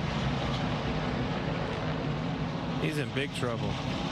Finally, Denny Hamlin gets in line in 12th place behind Chase Briscoe. Bumper. 25 to the brake by 1.5 to the 11. Looks good. Lap time one. Nice and smooth. I think he owns that car that moved him out of the way. Yeah. He and Michael Jordan. Yes, they do. I don't know that he can say much about that, though, honestly. I mean, it's so close on those restarts like that, and we've seen it. Last year it was more the initial car behind somebody that turned him, where the field's so much tighter, you're seeing 2 and 3 cars get together, and it's just a log jam. They get there, and 3 cars can definitely push 1 car out of the way for sure. This starts to remind me of the old conveyor belt style racing that we would see at Bristol or Martinsville. And with that, happy birthday to our former Fox colleague Darrell Waltrip, who had a lot of success at both those places. Heck yeah. One of the best that's ever done it.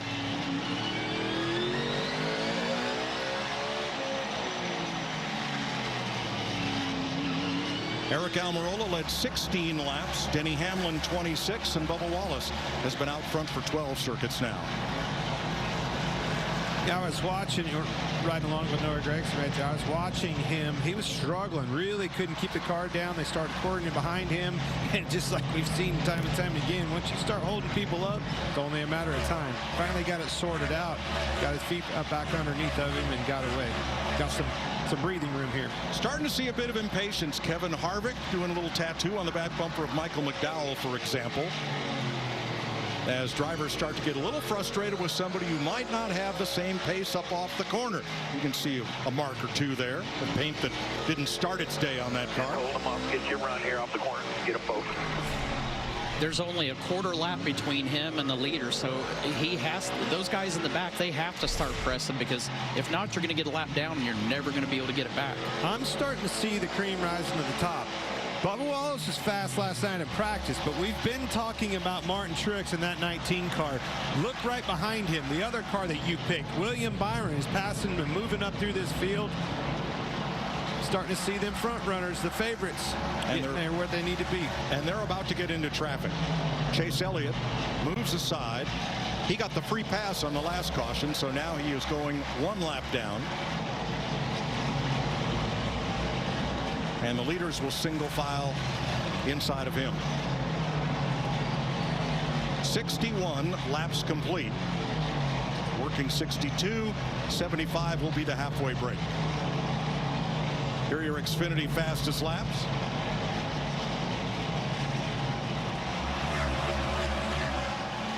Eric Almirola, 13:40.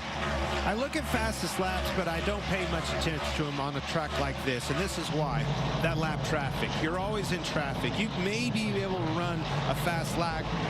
Point taken as Eric Almirola was the leader when he was in clean air, can run fast, but you can't do that when you're in lap traffic. Now you got to work on raceability. You need to be able to maneuver around so you can make these passes.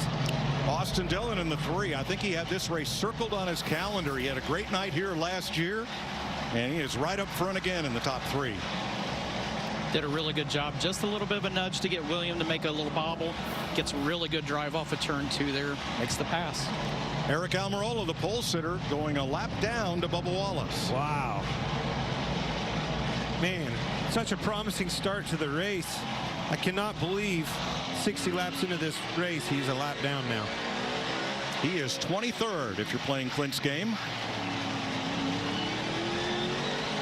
Looking back from the leader at Martin Truex in 2nd. Well, the 22, Joey Logano, said he would win here in 2022. How about the 23 in 23? Numbers don't lie. I mean, you look at the history of the sport, how many times the numbers have aligned with years, with dates. It just, in motorsports, it always lines up. And like Clint said, last night he had speed. He had short run speed. He had long run speed. He just looked really good last night. Bubba Wallace smooth with the wheel in the lead, 5 laps to halfway. We'll have a halfway break where the drivers and teams can work on their cars, and Wiz Khalifa will entertain the crowd here at the Coliseum, as well as you at home.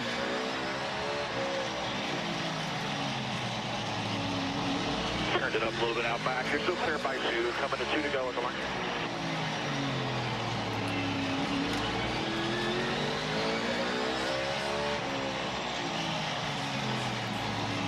2 to go at the line. You heard that break here. There's some guys that are really wanting this break to come quick, make some quick, subtle adjustments. Other guys really, really happy with where they're at. Turn 2, Hamlin around. Man, those two always seem to find each other. The 1 and the 11. Ross Chastain and Denny Hamlin have a history. They were racing for 12th. Well, it's not going to go away tonight. No.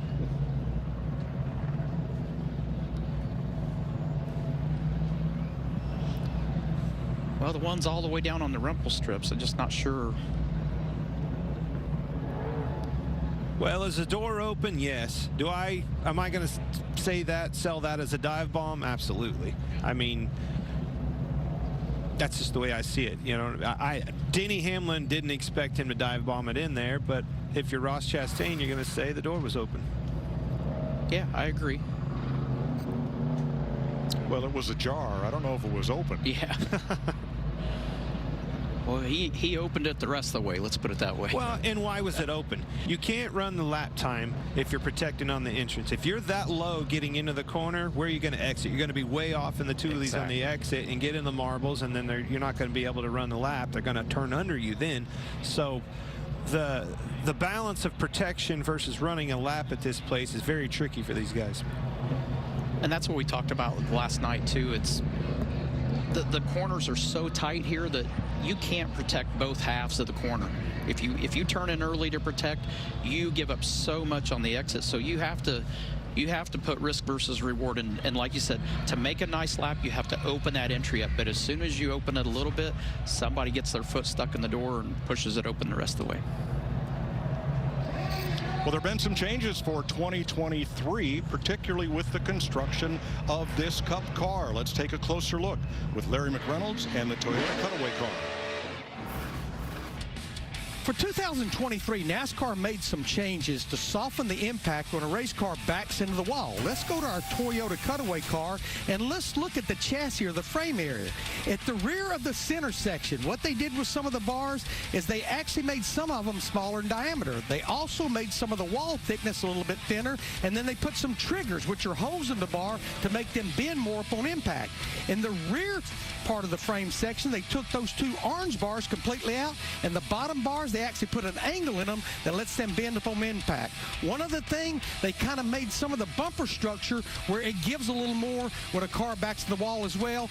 All this should certainly help when a car backs to the wall in 2023. Thanks, Larry. Very significant change to these chassis. Yeah, and I'll applaud NASCAR for that. They did a great job of understanding a problem and not just ignoring it. They went to work very diligently about trying to figure out what was the best solution, work through the problems, and I think this will be a lot better for the drivers this year. Another change they've made is here at the Coliseum to the safer barrier. When they looked at the speeds generated by these cars here, about 83 miles an hour down the straightaway, under 40 miles an hour mid-corner, they removed every other foam block from the safer barrier after consulting with the University of Nebraska and other experts, so that the wall would have more give to it, given that the speeds here are so much lower than any other track we run. The great thing is that safety is an ongoing mission, and it's a critical mission for NASCAR. And they're constantly innovating to our benefit. They definitely take it serious, and I know all the drivers and teams appreciate that. Simple things like those blocks, not a lot of people would have thought of that, but you're running so much slower. The inertia, if they hit the wall, is so much less that it just makes it very hard with the amount of blocks that they normally run. So that was an appropriate step as well. 73 complete. We'll have a two-lap shootout to get to the halfway point, and Austin Dillon has chosen the outside of the front row, after Martin Truex again decided to line up behind Bubba Wallace. Dillon was next to choose, and he went straight for the front row. Tyler Reddick in the 45 up to the outside of row 2. And I'm really surprised Martin did not take the outside this time, because you only got to be out there for 2 laps. So you can take a chance. You don't necessarily have to clear the leader. You just have to stay there. So be interesting to see what happens in 2 laps, whether the 3 can maintain his spot there. He's going to make darn sure he doesn't leave a gap where that 3 can get down. If the 3 doesn't hold the 23 down right off this start, Martin Truex Jr. will be in second.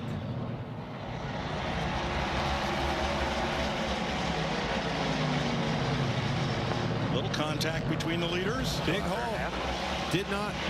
I was surprised Austin didn't try to get down and finish the second. He's not giving up at all. Bubba kept him up high in 1 and 2. And in turn 3 the same. Truex is going to get through for second. The lock up there. Clear by 2. And caution waves. Oh, yellow for the break. Yellow for the break. Good job. Now that 75 laps is completed. I still think the risk versus reward, I think that was a good choice on his part. I don't think he had anything to lose. With the exception of the 19 slide in the nose there in 3, or I'm sorry, the 23 slide in the nose. If he doesn't do that, he's still got a shot. If Bubba makes a mistake, he takes the lead. Right. Yeah, absolutely. Well, we saw at the last restart, that's exactly how Bubba got the lead. I mean, anything can happen on there, and if you don't take the risk, you're not going to get the reward. And do it now. There wasn't much to lose there. Now, Eric Almirola got the free pass. He's one of 23 cars back on the lead lap. We are halfway in the Busch Light Clash at the Coliseum. Wiz Khalifa coming up.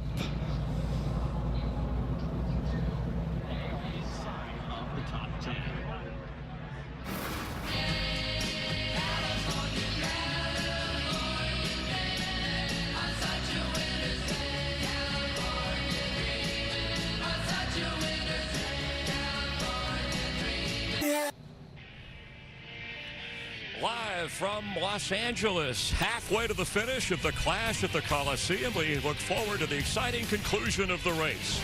Right now, let's enjoy the music and entertainment of Wiz Khalifa.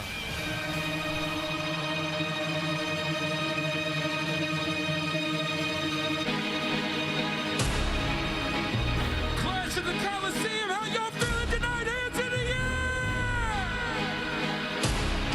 We all bring it up tonight. I need your hands up in the air. Hands up front to back. Let's start it up, Wiz. Let's start it up. Let's go. Here we go.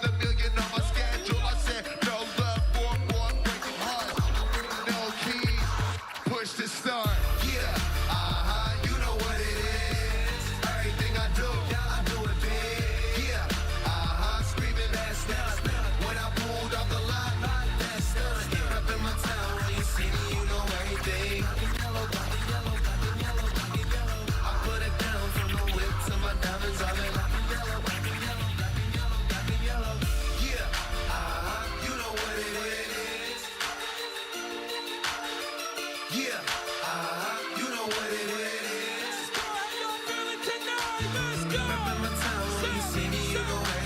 Black and yellow, black and yellow, black and yellow, black and yellow. I'm running through from the whip to my diamonds. I'm in black and yellow, black and yellow, black and yellow, black and yellow.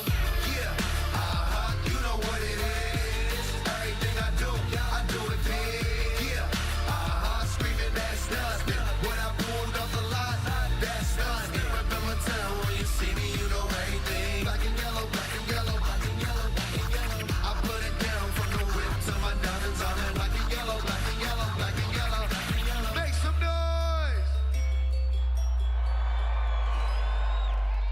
Work hard, play hard, work hard, play hard, work hard, play hard, work hard, play hard. Let's work.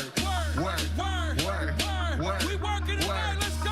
It's the Coliseum. Here we go. Diamonds on my brain, player. Gold watches, gold chain, player. $100,000 champagne, player. Yeah, my money insane, player. Yeah, I'm making it rain, player. But that was just for the plane, player. Back here, and they wish run is my time of year. If I'm in the club, I get 100 stacks. I'm always rolling up, so I can love for that. I understand my swag, but I'm running back. You feel me? I was on this, but now I'm on the that. You see it's in my closet, boys on the rack without the ring to wipe, but now I'm going back. You feel me? I got so much money, I should start a bank. Got so much paper right in front of me, it's hard to think. I bought so many bottles, it's gonna be hard to drink. But I'm still growing up in my family, giving they rolling up. So the bigger the bill, the harder you ball. Well, I'm throwing mine, cause my money long. The quicker you're here, the faster you go. That's why where I come from, the only thing we know is the bigger the bill, the harder you ball. Well, I'm throwing mine, cause my money long. The quicker you're here, the faster you go. That's why where I come from, the only thing we work hard.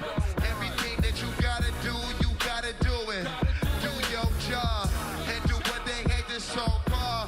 Take you nothing from them. I hear them talk, it's so disgusting. I hear them talking, but it's pain is so disgusting. It's OG. And been one since I was young enough to know that that was dopey. Most of them don't see it. The bigger the bill, the harder you ball. Well, I'm throwing mine, cause my money long. The quicker you're here, the faster you go.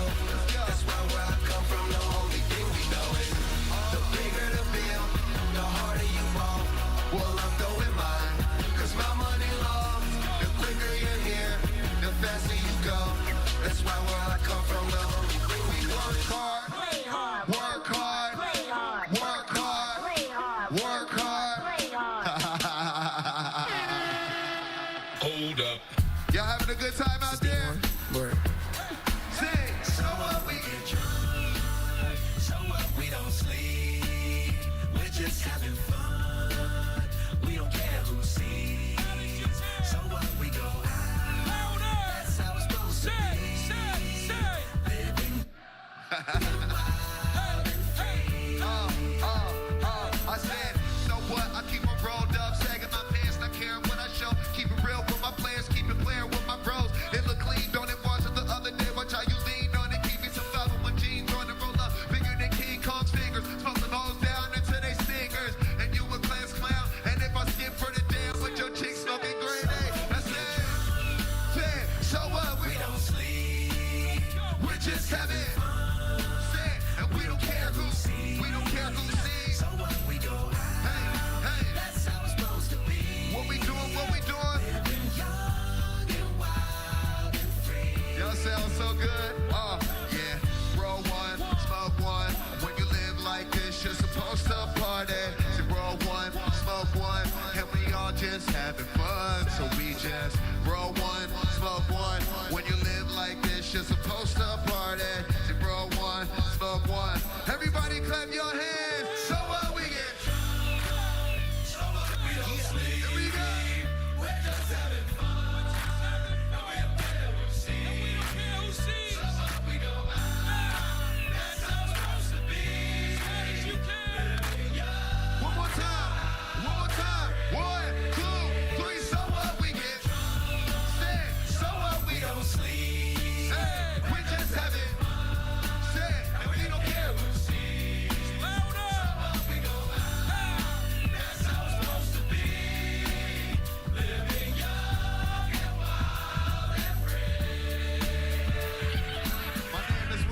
safe and you guys enjoy yourselves for the rest of the night. Peace, love, and take care of yourselves. See ya!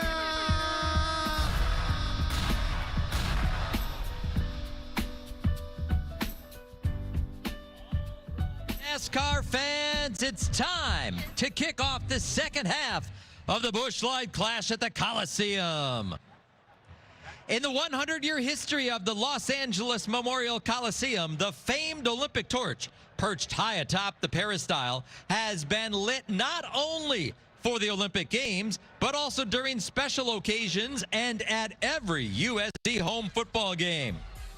With us today to carry on the tradition of lighting the torch, please welcome back USC quarterback and Heisman Trophy winner, Caleb Williams.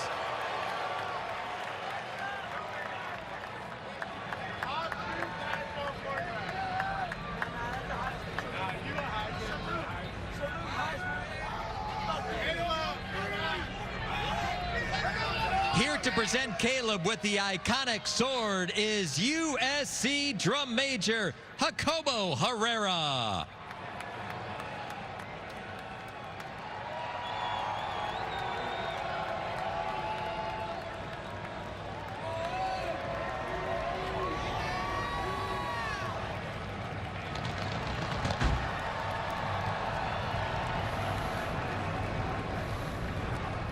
The crowd fired up after the whiz, and for the finish of the clash, Bubba Wallace, your leader at the halfway point, Kyle Busch charging. Fox NASCAR continues in a moment.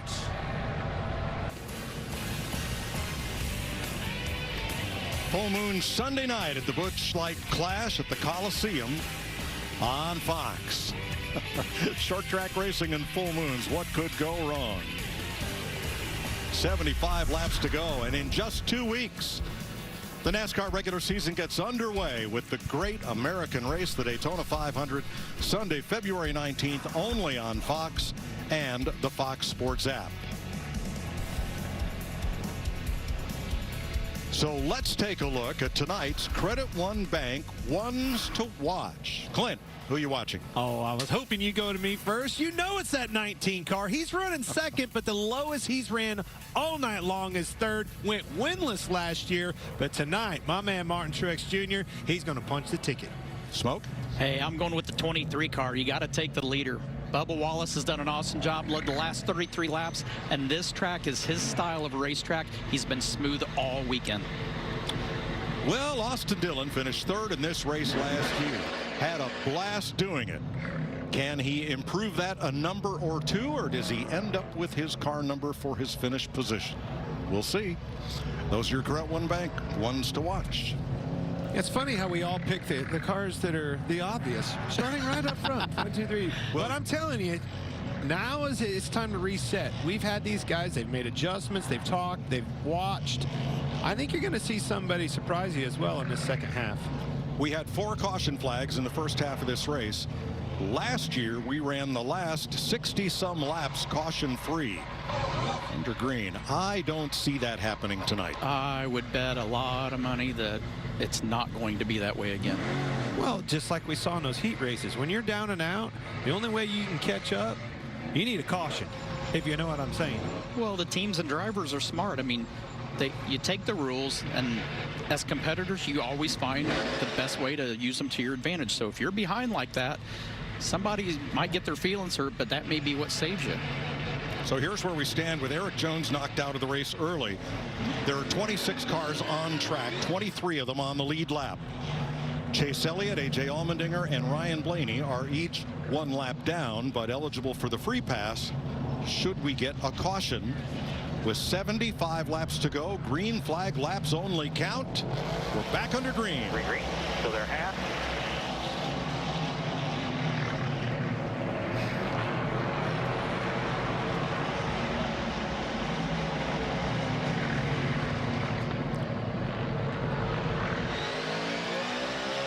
Barely, still barely. Truex coming for the lead. He and Wallace get together, and here comes Dillon to the inside.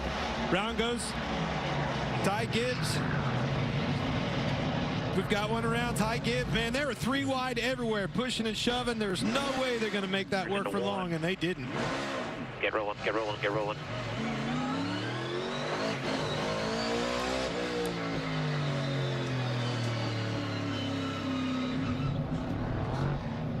Told you it wasn't going to go all the way to green like that. Well, how about just a little way? Harvick here. Clear low. Clear low. We'll clear low. 3 wide behind you. Coming in. Got a lot of help, I would say. Not sure who, but there were plenty of bumpers there to do the job. And it looks like Hamlin was the one who made contact as things got pretty crowded there down in turn 1. We did complete a lap. 74 to go.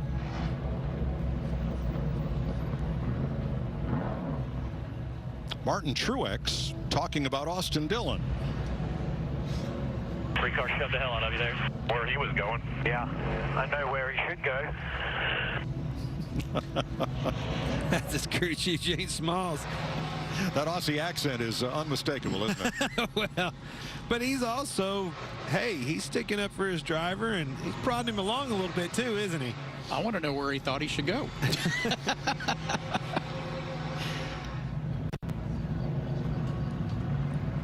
Take no prisoners now. You heard Jimmy Johnson stand up here and say, it's take tonight. All right, A.J. Allmendinger will get the free pass. Regan?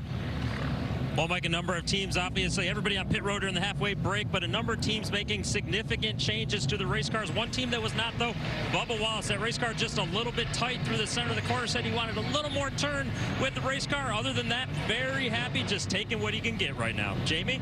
Well, Regan, the sport's most popular driver, Chase Elliott, has been in the back of the race since the beginning. They actually made adjustments all day long. Yesterday made the car a little bit better, but he got into Ryan Blaney, one of his best friends, and bashed in the nose of that race car. When they came in here, they tried to change it up. They added some wedge there to try to help their driver out, but right now, Elliott, the 9, back in 22nd.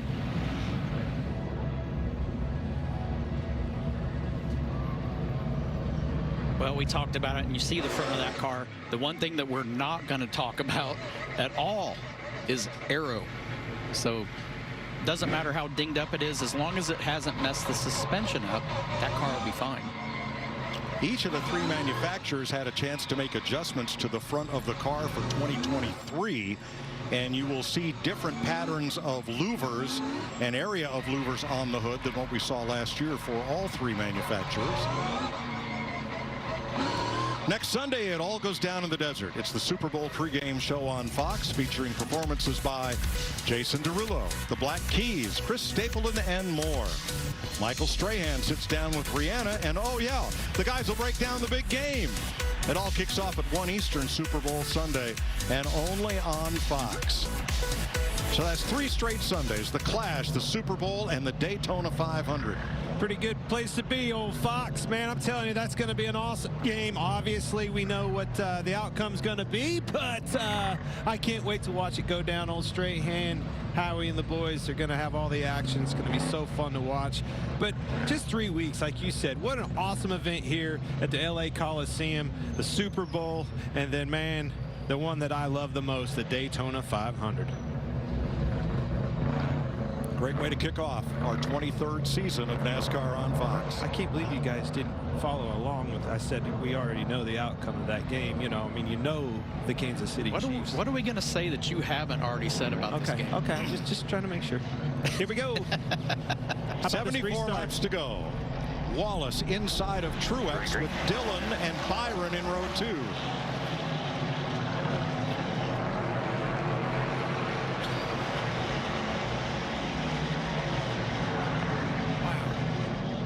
Priest really rolled in on the outside. Dillon had him stacked up on the bottom. Ryan Priest.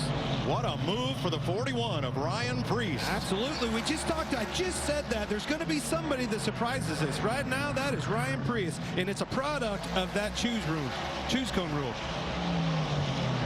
Did a really good job taking the opportunity to get in that hole. Got one spot in forward here, the 4. That would be Kevin Harvick, bringing out the 7th caution, officially counting the halfway break. And Harvick will go a lap. Well, you only lose a lap under caution here, so we'll see where they score him. Have to go in front of the 12 is the last one, then it's the pace car. We can't lose 2 here. So.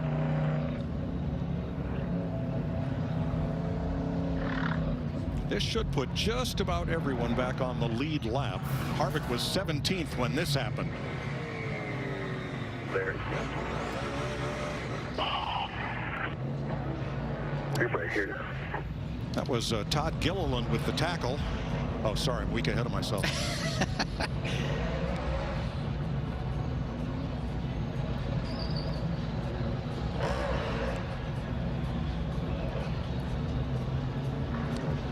Kevin has had a very busy and eventful day. Yes, he has.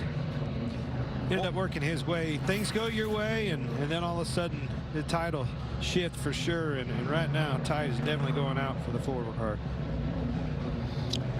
Well, 3 caution flags in the last 5 official laps. I think we'll take a break. 72 laps to go in the Clash at the Coliseum.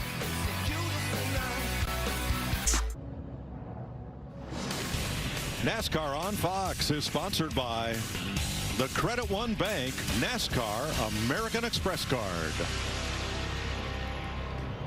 78 laps complete. Let's take a look at the Progressive race summary. 3 different leaders, Almirola, Hamlin, and Wallace. So 2 lead changes. 25 cars on the lead lap. And we've had 7 caution flags so far. Last year in the entire race, we had just 5. Ryan Preece and crew talking about the choose. I mean, you feel like the 23 and the 19 are both going to take the bottom. I mean, if the 3 takes the top, you give up a spot by taking the bottom, but then again, you don't want to get hung out there if he's, you know. I'm sure he'll make his way in.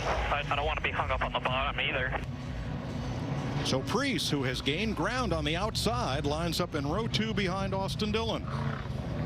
And he sounds confident, which, I mean, he's picked up 12 spots since the start of the race, so he's probably been working that outside. Well, stick to what works for you. Exactly. And it was that outside. That last restart, he gained a ton of ground.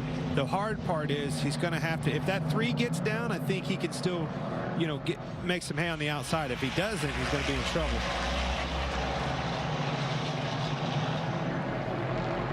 Clear all around. Still half back 19. Preece got to the inside in front of William Byron, so now it's Dillon hung on the outside.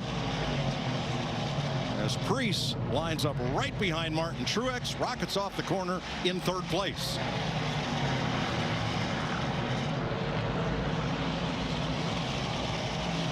And this is an event that Ryan, I know, has been looking forward to. This is his wheelhouse. These short bull rings like this, his modified background, this just fits his style. Now he's to the inside of Truex for 2nd. That thing rolls the center of the corner. It does. And the driver, New Englanders called Preece Lightning, is up to 2nd, but there's a pileup on the back straightaway that puts us under caution once again. And it looks like Michael McDowell, Chase Elliott, and Ryan Blaney may have been involved in that. That'll be caution flag number 8.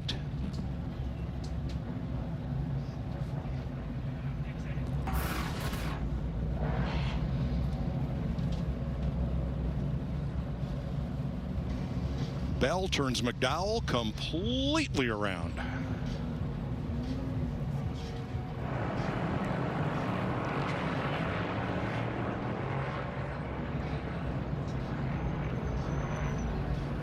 Chase Elliott did a really good job of avoiding more contact with that nose.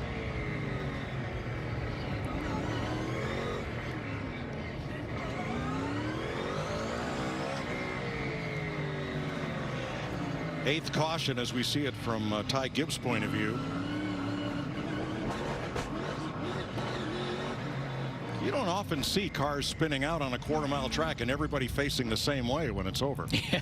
Ty Gibbs got hit hard in that left rear, a lot harder than I expected. He's actually in the infield. I don't know if they're going to get that one back out there. Looks like we got a down soldier there.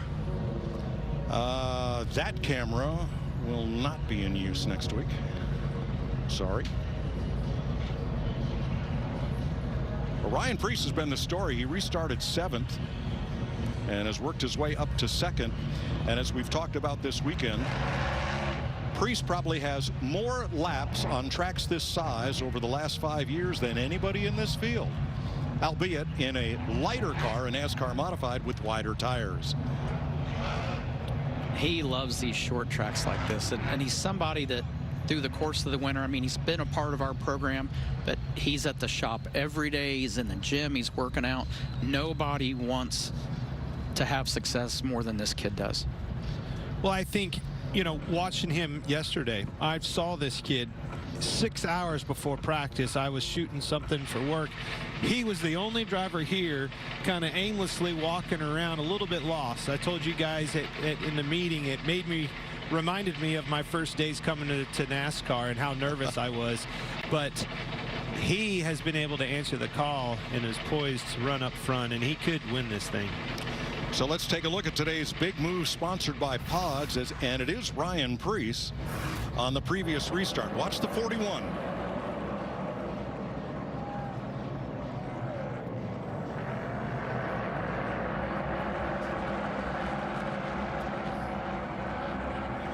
It worked perfect for him. Everybody got bottled up on the bottom. He stayed on that outside and rolled all the way around him. They stacked up behind Austin Dillon in that 3 car, and that's exactly what he needed.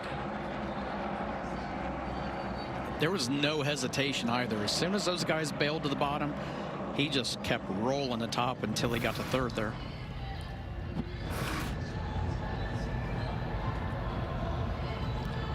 .69 laps to go, Larry Mack. Yeah, Mike, I'm here with Booty Barker, crew chief for Bubba Wallace. Booty, what a long way you guys have come in a year at the Busch Light Clash. You're out in front, a little under 70 laps to go. What do you think, pal? I know it's all on his shoulders now. That's a good-looking suit, Larry. I appreciate it. I want to let you know. You look good, brother. You look good. We're good, but it's just a matter of, you know how it's going to be. It's going to come to a restart. Everybody's going to hit everybody. Hopefully we're in a good position, but we're strong, and he's doing well. So I'm happy. Good luck, buddy. Jamie, I would say they're going to have plenty more restarts, though. Yeah, at this rate, definitely, Larry. Well, Ty Gibbs out of the race. Now they're saying it's a broken spindle. Your first ever Busch Clash. How would you describe your first experience here, Ty? Yeah, I guess it's called the Clash for the reason. I feel like definitely sucks. I was the pinball tonight. I feel like we were really fast. I just couldn't go anywhere. I picked a bunch of spots off. I got up to about 17th, I think, and then we got spun. And then going right there, I got back on the top, and we went back to the same spot really quickly, and then just got hit in the left front. I mean, it's just nothing we can do. It's a small track. It's a great show. I just wish, you know, we could race more and not be so checking up the whole time. I feel like the whole time we've been riding the brake. I try not to hit people. Thanks, Ty. Eric Jones and Ty Gibbs sidelined early with 69 laps to go. Bubba Wallace is your race leader. His mom competed in stadiums like this. She ran track at the University of Tennessee. Where do you find this stuff? Told you. I don't think we read enough, Tony. There's a lot stored up here, Tony. But it's pretty much what her son's doing right now tonight, racing on a running track, quarter mile. So cool. The only one that I've ever seen, you know, from my career, Tony, was when we went to Bowman Gray Stadium that we have there in our backyard at, Winston-Salem. Cool racetrack, the bull ring, the madhouse, just exactly like this product you see at the Clash at the LA Coliseum. Bubba's also a newlywed. Something you know about. He married Amanda Carter on New Year's Eve in North Carolina. Congratulations. Married life isn't such a bad gig. I waited 50 years to figure it out, but it's been good so far. What's the chant at USC or whatever? It's fight on, right? This is pretty much what you're going to have to do to win this baby tonight. Fight on. Well, let's take a look at some other celebrations that all-time greats have had here in the Coliseum. Super Bowl VII, the undefeated Miami Dolphins. Carl Lewis in the Summer Olympics, 1984. Kobe Bryant and the Lakers had their victory parade here in 2009. Aaron Donald and the Rams, Super Bowl 56 victory parade. And, of course, Joey Logano last year winning the inaugural clash at the Coliseum. I mean, Sandy Koufax pitched here. So many great sporting events have happened right here. Jimmy Johnson talked to us earlier about Stadium Supercross and the Mickey Thompson Stadium trucks that raced through the parasoil and then leapt down onto the stadium floor. Just a wonderful place. And as we talked yesterday, so many great stadiums suddenly find themselves obsolete. Not enough seats, not enough suites. They get torn down, new ones get built in their place. But this Coliseum has endured. The view off the top of this Coliseum is the prettiest view out of any place I've ever been. I know, Coliseum, whatever. I'm talking gorgeous. City in the background, Hollywood Hills. Very, very cool and historic.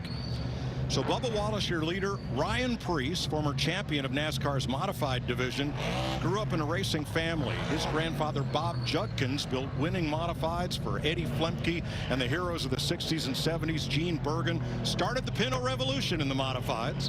His dad, Jeff, did some racing on local short tracks, but Ryan cut his teeth on the Silver City quarter midget track in Meriden, Connecticut, which was also the birthplace of Joey Logano's career. Did you know that, Tony? Did you know there was a Pinto Revolution? Again, what the just hell like is you a and Pinto Genius, Revolution? Well, that's a revolution I didn't think I'd ever hear in the same Everybody sentence. in the modified division was running coupes and coaches with bodies built in the 30s and 40s. And Jack Arute at Stafford Motor Speedway, Jack Sr., said, we need to get younger fans involved, and they need to see cars they relate to. And Bob Judkins built a Pinto, and the rest is history. Well, let's go, because the lights are out, boys. We just went a time through lesson in time, history of motorsports. Learn something every day with you, Mikey. 69 to go. Bubba and Martin up front. We're back under green. 41 on the bumper. Half off, still up top. Still there. Still there, top. Barely. 41 on the bumper. Shoving. Truex is hustling hard. How about the 41 to the inside? Bubba closes the door. Another caution. Gilliland around right in front of the leaders. Look out. Todd Gilliland's had a busy night. That'll be caution flag number 9. These Toyota boys are in trouble. This Ford, with Ryan Preece behind the wheel of it, he's going to the front. But in that exchange, Truex got back to second. 38.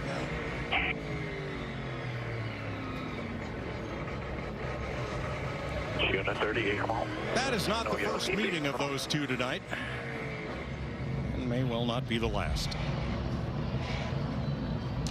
Maybe revenge. Larry Mack.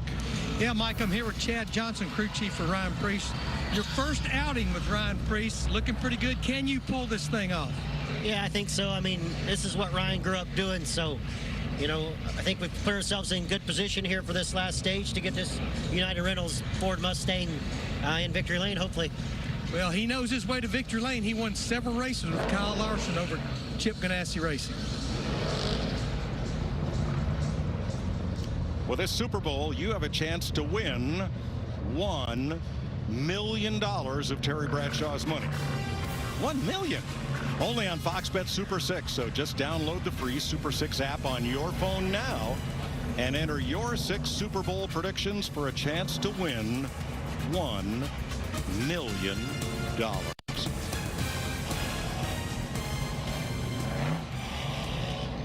Here's some 41 team audio. With Bubba, I know Freddie knows a lot of my moves, and 4's better than 8, so I know he'll use me up some, so let's just try and get there to the end, then give him a little bit of short track racing. When Preece was growing up in the grandstands at Stafford, one of the hot shoes was Ronnie Bouchard. who ended up in the Cup Series and won at Talladega for Jack Beebe. Bouchard did what nobody else did on every Friday night at Stafford. He would practice running the outside because he knew that's where he would have to go to pass people to win the race, which he did fairly often. And that's what Ryan Preece has done here tonight. Work the outside to get himself up to the front row, and that's where he's going to restart opposite Bubba Wallace. Well, they just get compressed down on that inside, and it's so much. If one car holds that lineup and they start getting into one another, you can roll on that outside, and that's what he's done. Back to green. Don't sleep on that Alex Bowman either. Slowly but surely, quietly getting back up there to the front. Preece clears Wallace for the lead. Something we haven't seen a lot of. Cars passing for position on the outside.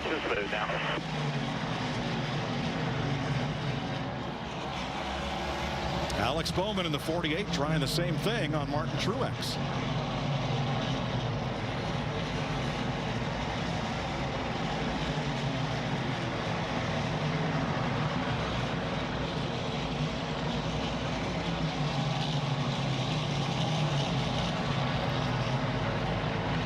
Joey Logano on William Byron.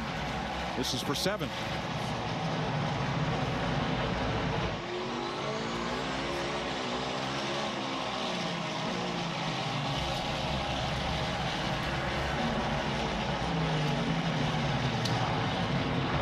Caution, turn 2. Allmendinger piled up with Cindric and Bell.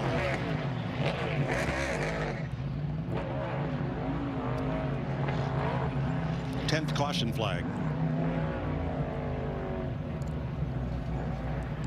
Coming on lap 86.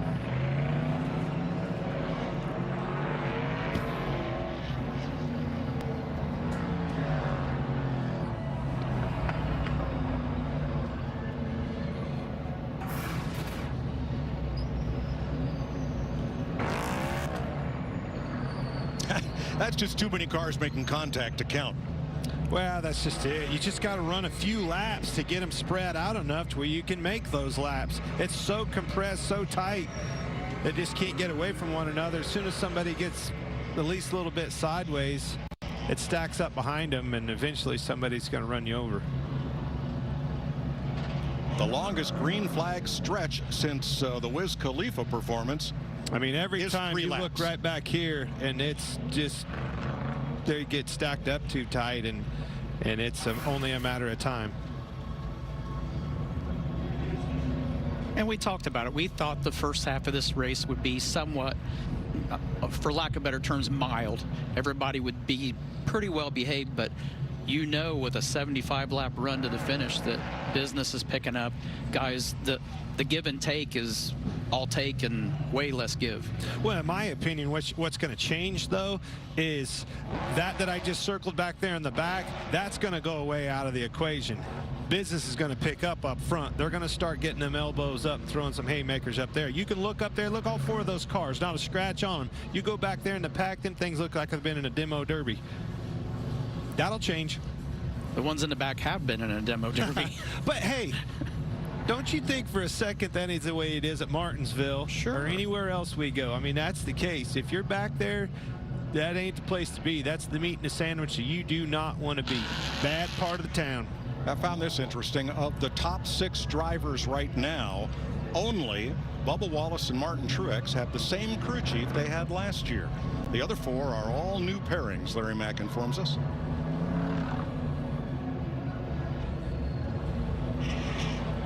New broom always sweeps good.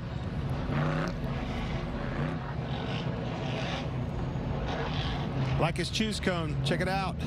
Yep, Bowman to the outside of the front row, opposite Preece.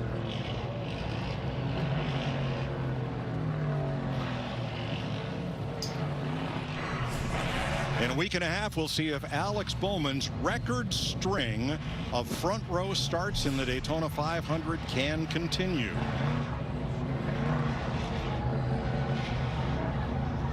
Five years in a row, he's qualified either first or second for the Great American Race.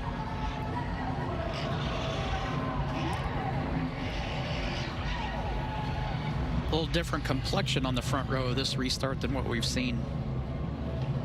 Couple of hungry, hard Chargers, Priest and Bowman. Also in yellow, last year's winner, Joey Logano's worked his way up to 7th on this restart.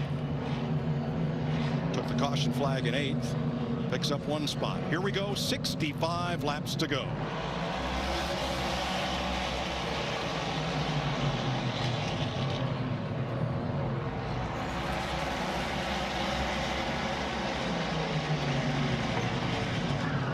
Logano drilled Kyle Busch, and around goes the 8.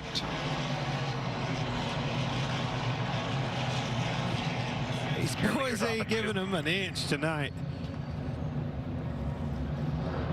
Not for 1 second. He will not be happy in that 8 car.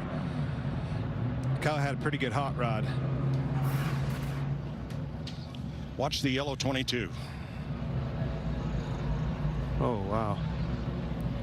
Went a long way to get there.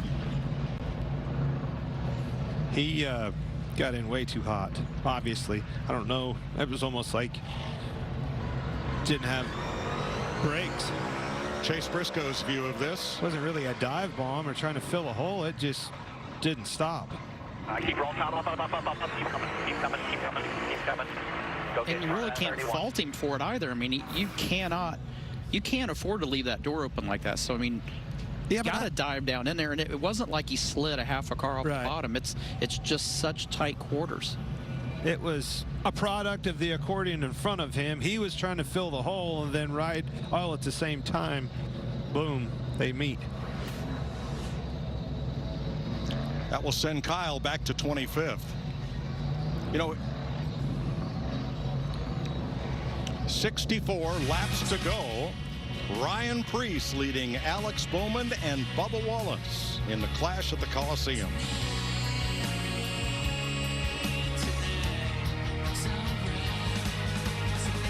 Go, go, go, go, go. Here's the thing about wrong turns. What the heck was that? They invite serendipity. Whoa! The unimaginable. The unexpected. The unforgettable. Hang on. So embrace wrong turns. Because you never know Hey. where your next wrong turn will take you. Look at this. Wow. Toyota, let's go places. And Doug. Hey, man. Nice base. Clearly you're a safe driver. You could save hundreds for safe driving with Liberty Mutual. They customize your car insurance, so you only pay for what you need.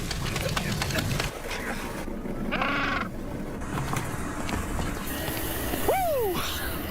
We gotta go again. Only pay for what you need. Liberty, liberty, liberty, liberty. Dad, you all right? The road to college can be expensive. Luckily, Bank of America lets Dad switch his choice cashback category, so he earns more on gas. With the Bank of America customized cash rewards card, you just can't stop getting rewarded. We got the house! We did! Pods handles the driving. Pack at your pace, store your things until you're ready, then we deliver to your new home, across town or across the country. Pods, your personal moving and storage team. You got this, Carlos! Thanks, Advance. Like Advance. I'm the #1 fan of Advance Auto Parts, and I am here for the free battery test. Test! Wow, I guess you are a big fan. I got season tickets. This is how we advance. This is for the real ones, the fans that live for this, the type that get there early and love explaining why 425 is effective against an RPO. This is the USFL, reborn from the OGs. The hits, the picks, the dimes, drive so long you have to stop for gas. This isn't some Hollywood knockoff. This is Dragons USDA primetime football. Just ask these guys. You better recognize the real. Accept no substitutes. The Busch Guide, cold and smooth survival skills. If you encounter a black bear, do not run. It may stimulate the instinct to chase. Instead, make yourself appear bigger. Bigger. And speak firmly in a loud voice. Busch. Good boy. Head for the mountains. 1 lap to go on a full moon Sunday night in Los Angeles. Berlin, Connecticut's Ryan Preece, your race leader. Tucson, Arizona's Alex Bowman. On the outside, Bubba Wallace. Martin Truex, row 2. Austin Dillon, Kyle Larson, Byron, Reddick, Haley, and Briscoe, the top 10. 64 laps to go. Green flag. With a good restart that time, both cars.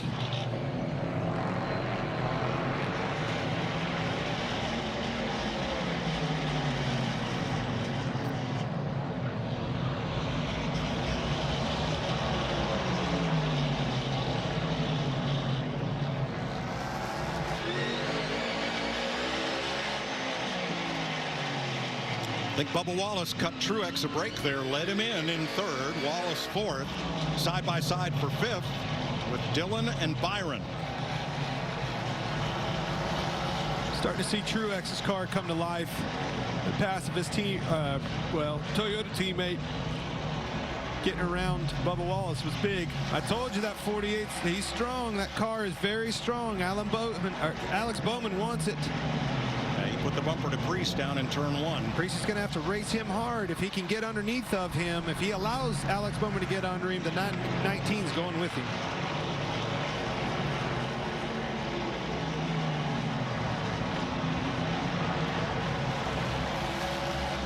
They were 3 wide for half a lap in the back. Kyle Busch trying to get back up toward the front after being spun by Joey Logano.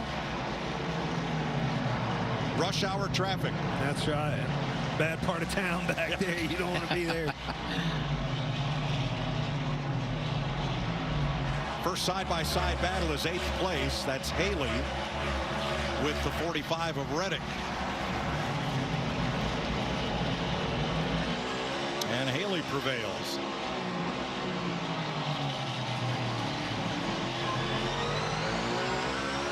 Clear, still clear by half.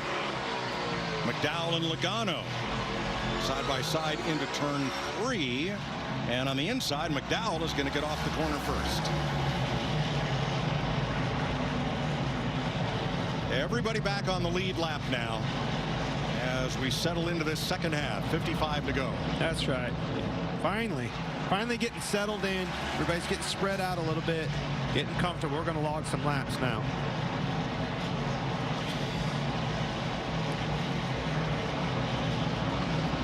Them drivers out there are thinking the same thing. Finally we get some room.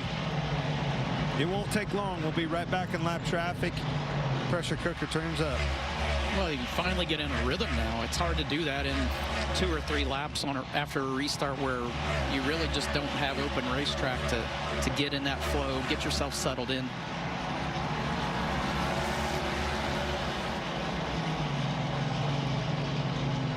Back to conveyor belt racing. The field is single file. Time for a full moon Sunday night. Fox NASCAR, crank it up.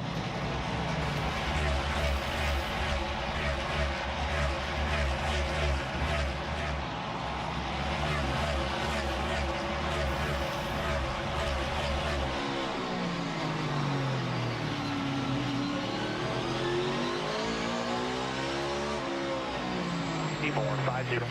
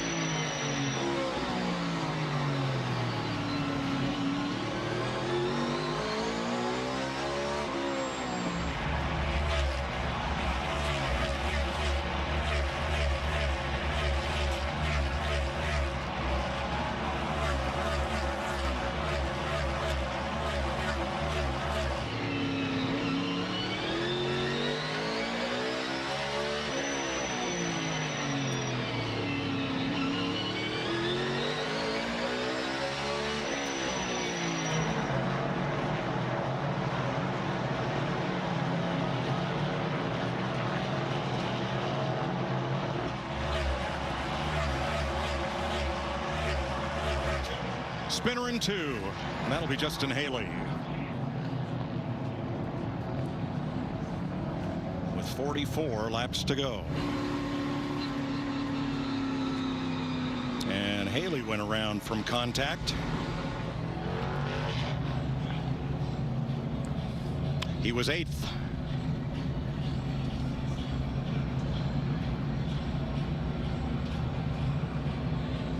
Fastest qualifier yesterday.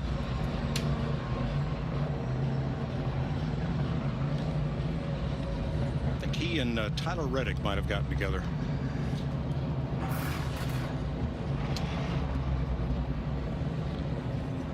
Tyler Reddick got sent there with help off the 14 by the 14, Chase Briscoe.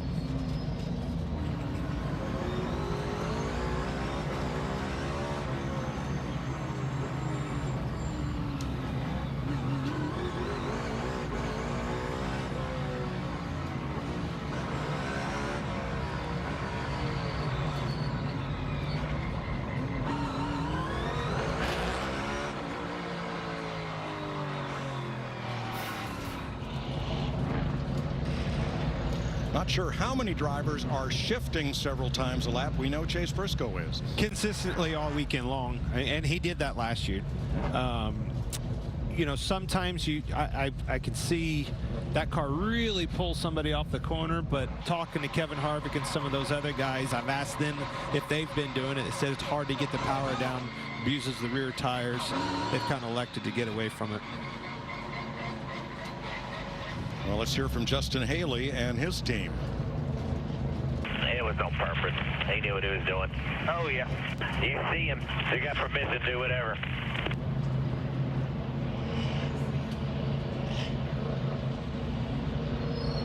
"12 caution flags so far, and of our 27 starters, only 9 of them are not listed as having been involved in one of those caution flags.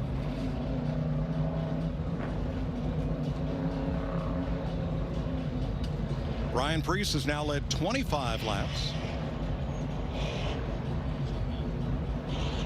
You hired Ryan Preece, Tony, as a reserve driver last year, which obviously paid off when a seat opened up that you needed to fill. What did you see there?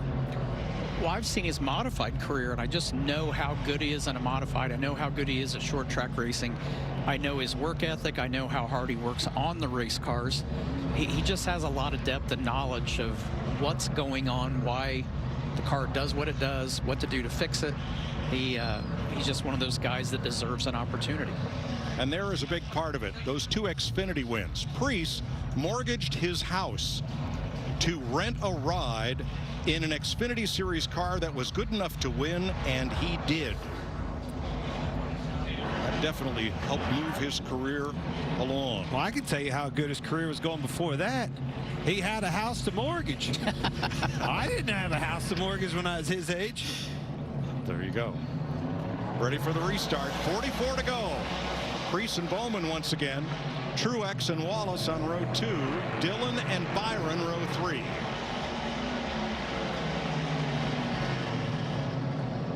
Still outside quarter. Bowman drops in second. Truex not going to give him room.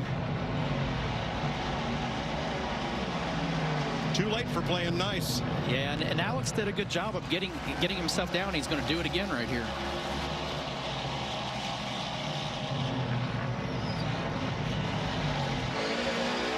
He's entering a lot lower on your bumper here. Watch out when you're inside quarter, inside quarter. Whoa, around goes Briscoe. Stay green.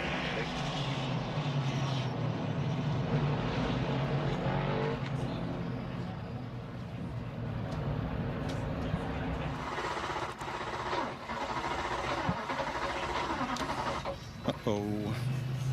Chase Briscoe was 10th. Here's the overhead view of it. Yeah, it all starts right there.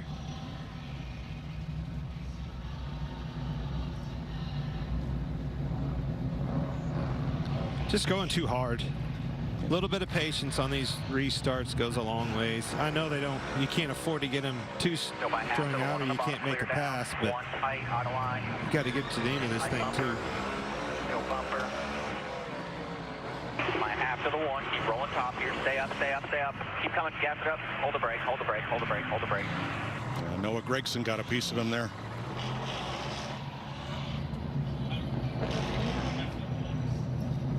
For me, though, it all started right there.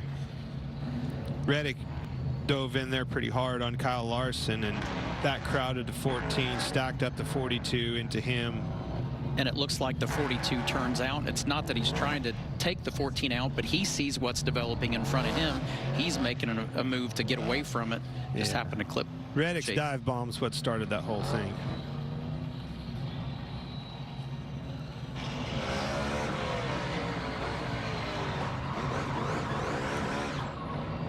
And you can see by his eyes, had no clue anybody beside him or anything. You know, you're hearing your spotter in your ear tell you, but it's too late. You're along for the ride.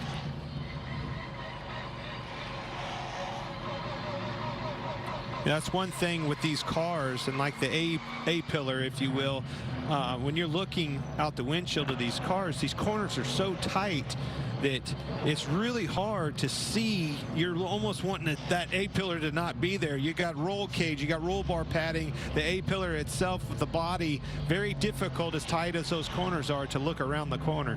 And that doesn't come into play anywhere else that we go, but to your point, these corners are so tight and the A-post is so far forward that it is very, very hard to see through that. Now, fueling is not allowed. This race is just 150 laps long, but Larry Mack, with all these caution laps, is fuel even a question here? Yeah, it really isn't, Mike. I mean, they had to start full of fuel, and you know, you don't use up much fuel in caution anyhow, especially on a quarter-mile track.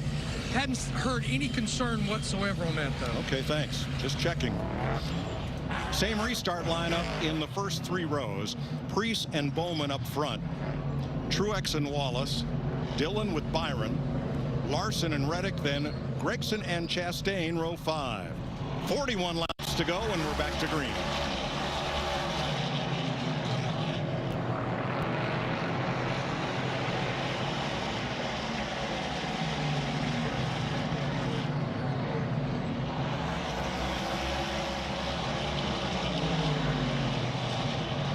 Really surprised Alex didn't try to move down and get behind him. Now I finally did. Almost waited too long, giving Truex a chance to get up beside him. These restarts, he's done an excellent job of getting off the corner on that outside line.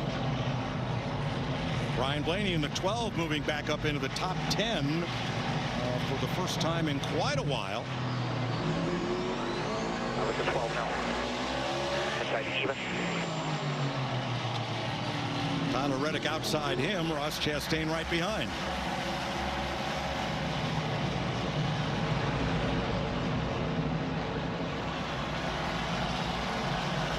That's the best battle on the racetrack as Preece pulls away and Blaney goes for a ride into the turn 2 wall.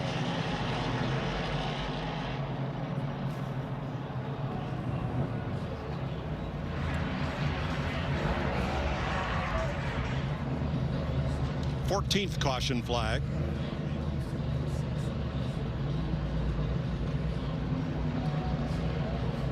Ryan Blaney was 9th, and that car is bent at the front. It's had about a lot of abuse today. Not very often you see these composite bodies with a full kink on them like that. This time it's hurt.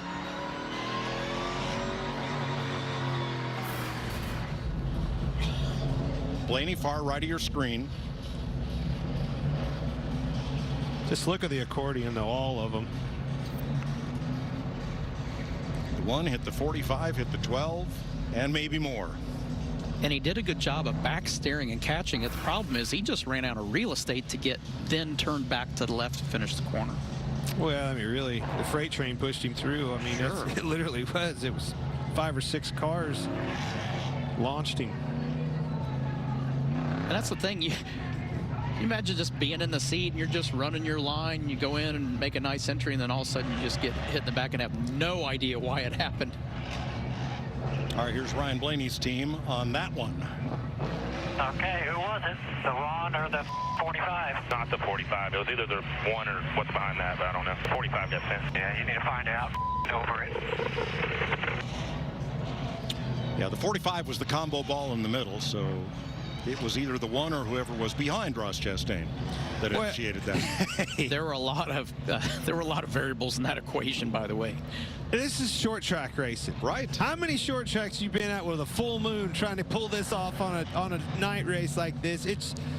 You can have this race tomorrow afternoon and the night after that, and you're never going to have the same outcome. About the time you think that it's just going to be this calamity, every single time you get in a corner, the thing goes long and runs, green the whole time. You just never know when you have a product as small as this tight little bull ring and the LA Coliseum.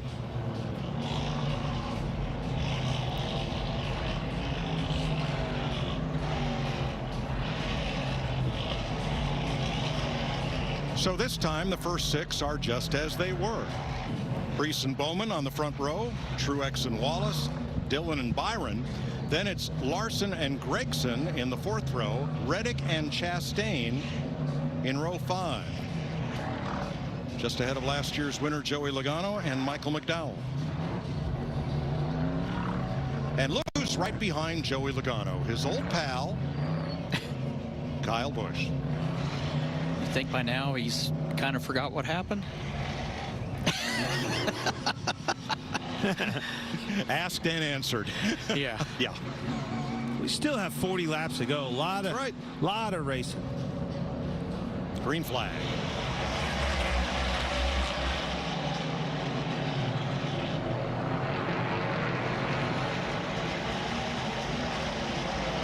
Wow, Ryan Preece is just so smooth on these launches, and he gets great drive off the corner. Yeah, this time Alex Bowman hasn't had that opportunity to get down yet. Mark Truex, I guarantee you on every one of these restarts, he's tried to figure out what has went wrong and what he can do better to improve on it. It definitely looks like it's showing up this time. You can't give a veteran driver like him this many opportunities to figure it out, because he will figure it out.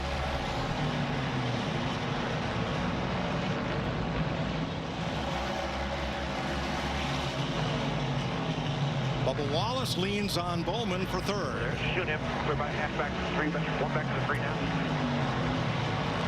It's just that stayed one last corner too late, too long before you got down, and now you're in big trouble. He needs to try to get it down off the 2. He's leaning, but it's still, that hole is filled with Austin Dillon. And he had the opportunity the last lap off of turn 4. That cost him, well, it cost him just 1 spot there, but that was a spot he didn't need to give away at that point.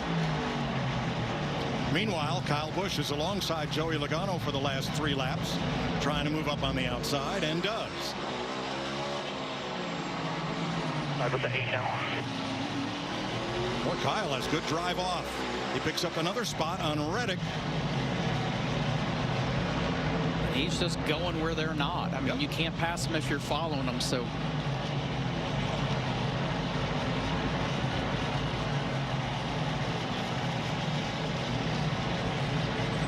He's going to have to take the opportunity to get down now. I mean, the concept of everybody being log jam on the inside, that's gone away. They're kind of getting sorted out, and he's going to have to get down eventually. He almost cleared Reddick about 3 laps ago, but just not enough to pull down without contact. Now he's got him. He's picking him up, putting him down pretty good. Moved up through the field about as good as anybody. And here comes Martin.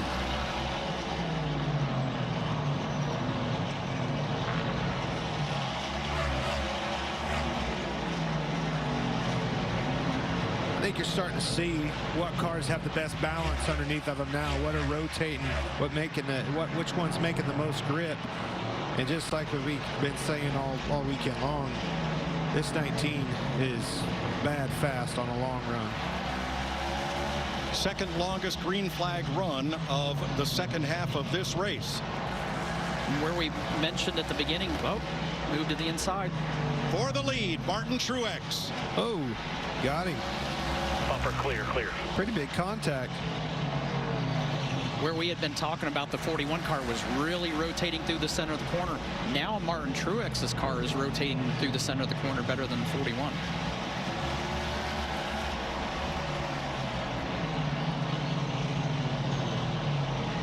Truex needed the provisional to make this race last year, but he has been out front here much of the weekend. First time he's led tonight, but he's pulling away.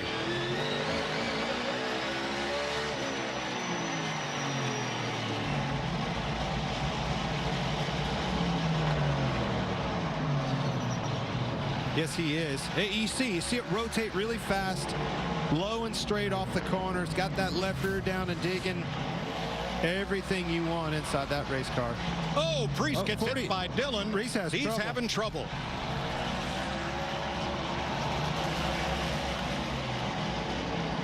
Still coming here. Just what you got inside. No, it's an electrical problem. An electrical problem for Ryan Priest. What a shame. It's like it completely stalled out on it down the front straightaway a couple times. So he's dropped to fourth, trying to rally here against Bowman. And look how it stacks them up behind these guys. That's all it takes. Two cars get running side by side. Everything went from strung out to right back stacked up on top of one another.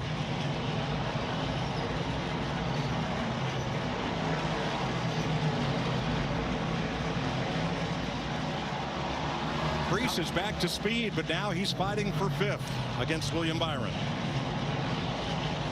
I was going to say, I'm not sure if it was a battery and he was able to switch batteries or what, but it seems like it's up to speed again. Yep. 15 laps to go. I tell you, this Austin Dillon is impressive. Rich Childers bringing Kyle Busch over to that stable at RCR. That's going to help everybody. It's going to pick everybody's game up, and I think that 3 car is proof in that pudding. Michael McDowell slowed off turn number 2, but now he's picked the pace back up after going a lap down.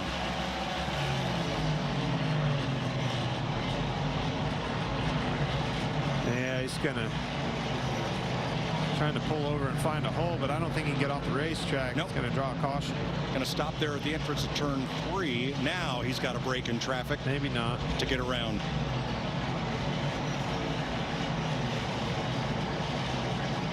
Ten laps to go next time by.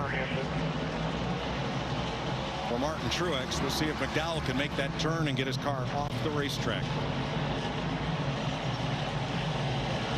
Chastain up to 8th. Priest falls to 9th.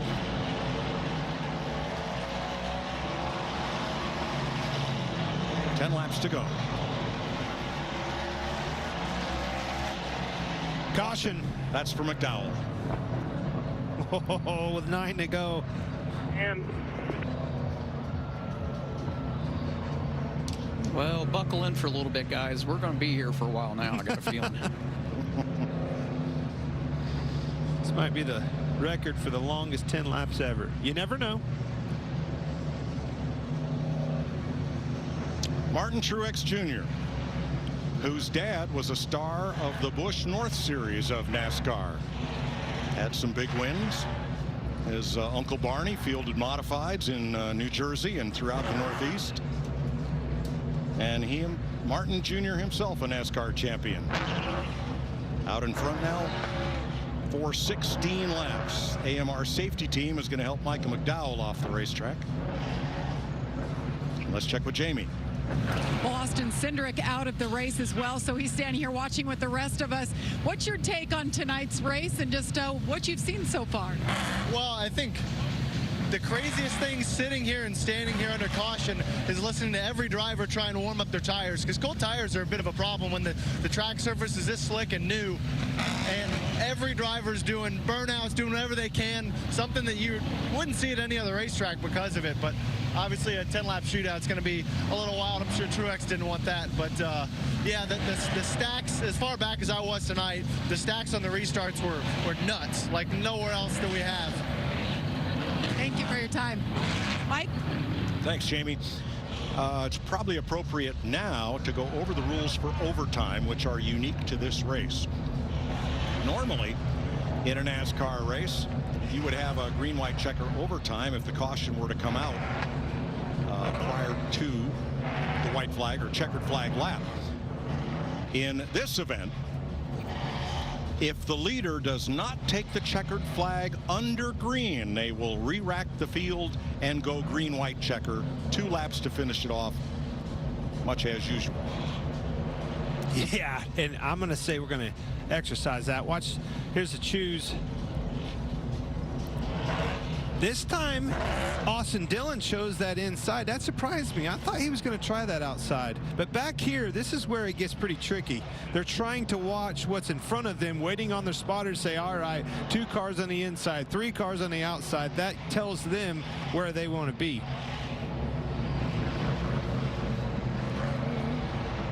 How the complexion of that front row changed on those restarts after the same 2 pair. Now we're back to the 23 and the 19 on the front row.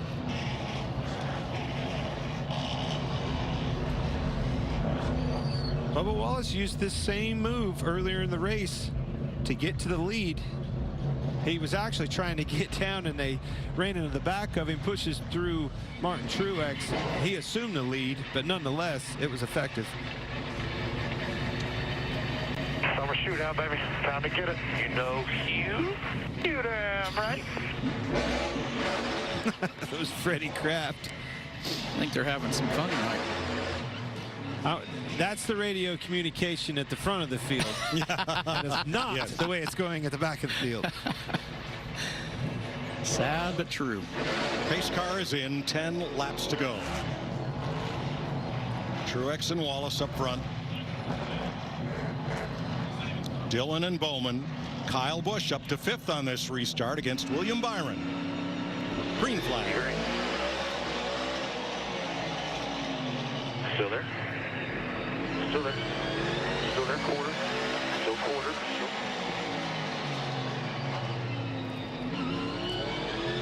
Bubba slipped up. Austin Dillon gets under him. He's in the back. And a little bit back. And Kyle Busch goes after Bowman. 2nd, 3rd, 4th, 5th, all but welded together here. Oh boy, contact. 3 wide. Nice and smooth. Be disciplined here. Discipline. So Kyle Busch is going to come out well on this one. All the way from the back, too. 8 to go. It's time to go. Dillon gives the boot to Bubba. Into the wall. Wallace goes. That radio communication isn't going to be that good now. No. That was not pretty. I get rolling here. Get rolling. Before the leaders get there. They were leaning on each other from the get-go on that restart. Yeah.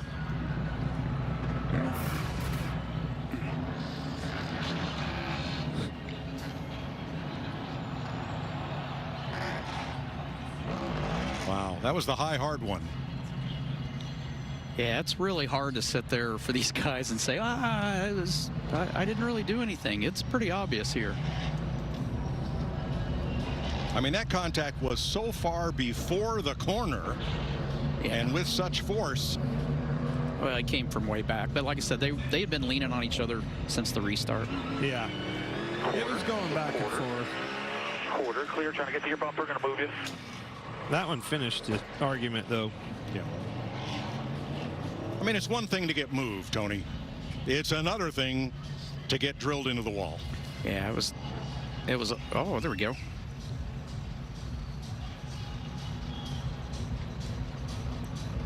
You know, I heard you say that, Mike, and this is one thing that's legitimate about these new cars. Have a lot of tire underneath of them. They have a lot of grip. You can no longer just kiss them and move them up and do the things, the old bump and run like, you know, you used to see Tony do with the old cars. These things on a short track like this, you got to hit them hard to get them to move them. And if you hit them just that much harder than that, they're going to spin around in a big way. Well, it's got all that surface area of the tire, and once you get it moving and once you get it unstuck, it will slide and keep going. So, Larry Mack, is my foolish question more appropriate now? Your foolish question is not foolish anymore, Mike, because here's what I have found out. Michael McDowell in the 34, Todd Gilliland in the 38. They ran the last chance qualifying race. They are sitting in the infield because they did run out of fuel. And remember, there are 4 more cars out there that ran the last chance qualifying race. Teams were able to refuel after the heat races. Oh, wow. But not after the LCQ. Wow. Kyle Busch has chosen the outside of the front row. He is now up against his former teammate, Martin Truex Jr., while his new teammate, Austin Dillon, is in row 2 against Alex Bowman. Then Bowman's teammate, Kyle Larson, Ross Chastain, who has no friends in the first 5 rows, William Byron, Ryan Preece. I am shocked we're talking about Kyle Busch again in this race. I thought he was down and out. He has a shot. Reddick 3 wide to the inside, gets into Larson. They're going to be 3 wide off the corner, and Reddick is going to pass a whole row.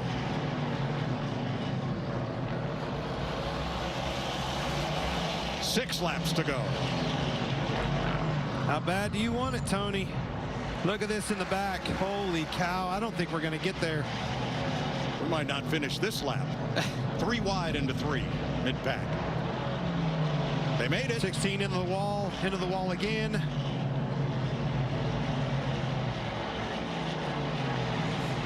It's hard. We see these first 4. They're kind of getting strung out just a little bit until 3 gets under. 3's better than Kyle. Kyle let him go there. Kyle slipped up and missed 2 laps in a row. He let him go, I think. Austin Dillon, 3rd last year, 2nd right now with 3 to go. 6-car breakaway. Preece leading the 2nd pack from 7th.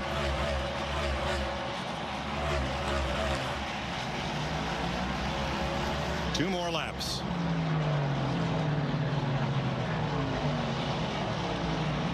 Still maintaining 8 here. Coming back to 1 to go. Nice and smooth. Truex opens it up as the white flag waves. 1 lap to go. Sponsored by Credit One Bank. He wants to get around here as fast as he possibly can. They're 3 wide behind him. They're trying down here. They're trying to pile it up, but Martin Truex comes off turn 4 to the checkered flag. Here comes 3 wide, 3 rows back as everybody scrambles to the finish. They're still wrecking. Frustrations galore. There's one guy happy and a bunch of them mad. How about you, Martin Truex? Fastest car won this race, guys. That's right. That's right. Martin Truex Jr., the 42-year-old from Mayetta, New Jersey. 12th time in the clash. Took the provisional and finished 15th last year, and he will go to victory lane.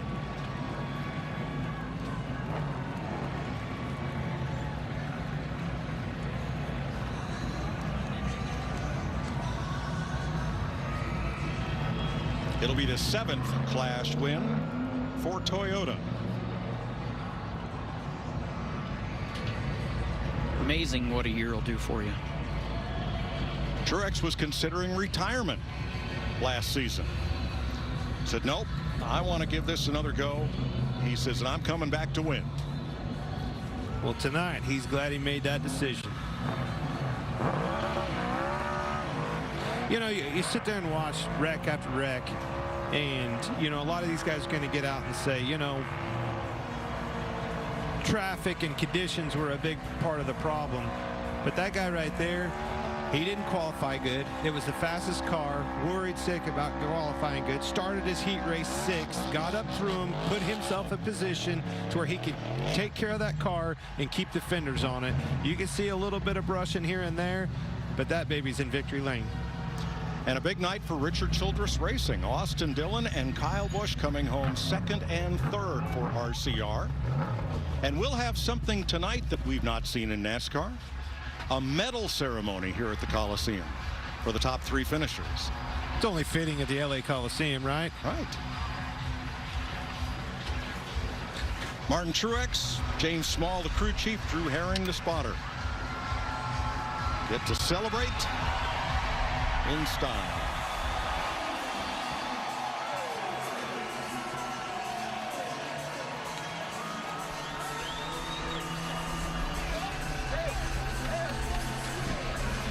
exactly what you said, Clint. He just was smart all weekend, and especially today.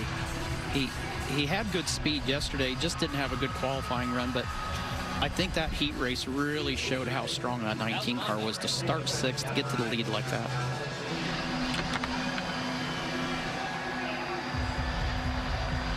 Yeah, as we see week in and week out, the best man doesn't always win these races. But for sure this weekend, I'm fairly confident in saying that the best car won. To Jamie Little. Well, Martin Truex Jr. has done a lot of things in his career, but winning the Clash is one that you never accomplished until now. What a mess it was for you guys here last year, but what was the difference tonight? You guys were good from the time you unloaded. Yeah, just a really good race car. The guys did a great job with this Bass Pro Shops Club, Toyota Camry, Tracker Boats, Reeser Fine Foods, Auto Owners, True Timber, Rock, Cessna, just all of our partners that let us do this. Last year was a pretty rough season for us, with no wins, and to come out here and kick it off this way, just really proud of all these guys. And tonight was just kind of persevere, not give up, and just battle through it, and we found ourselves in the right spot at the end. So sometimes they work out your way, and sometimes they don't. Tonight it went our way, and we made some good adjustments too. Martin, take this rowdy bunch of yours, head over to the podium. You're getting a big trophy and a gold medal. And that Busch Light. Let's go. And that too.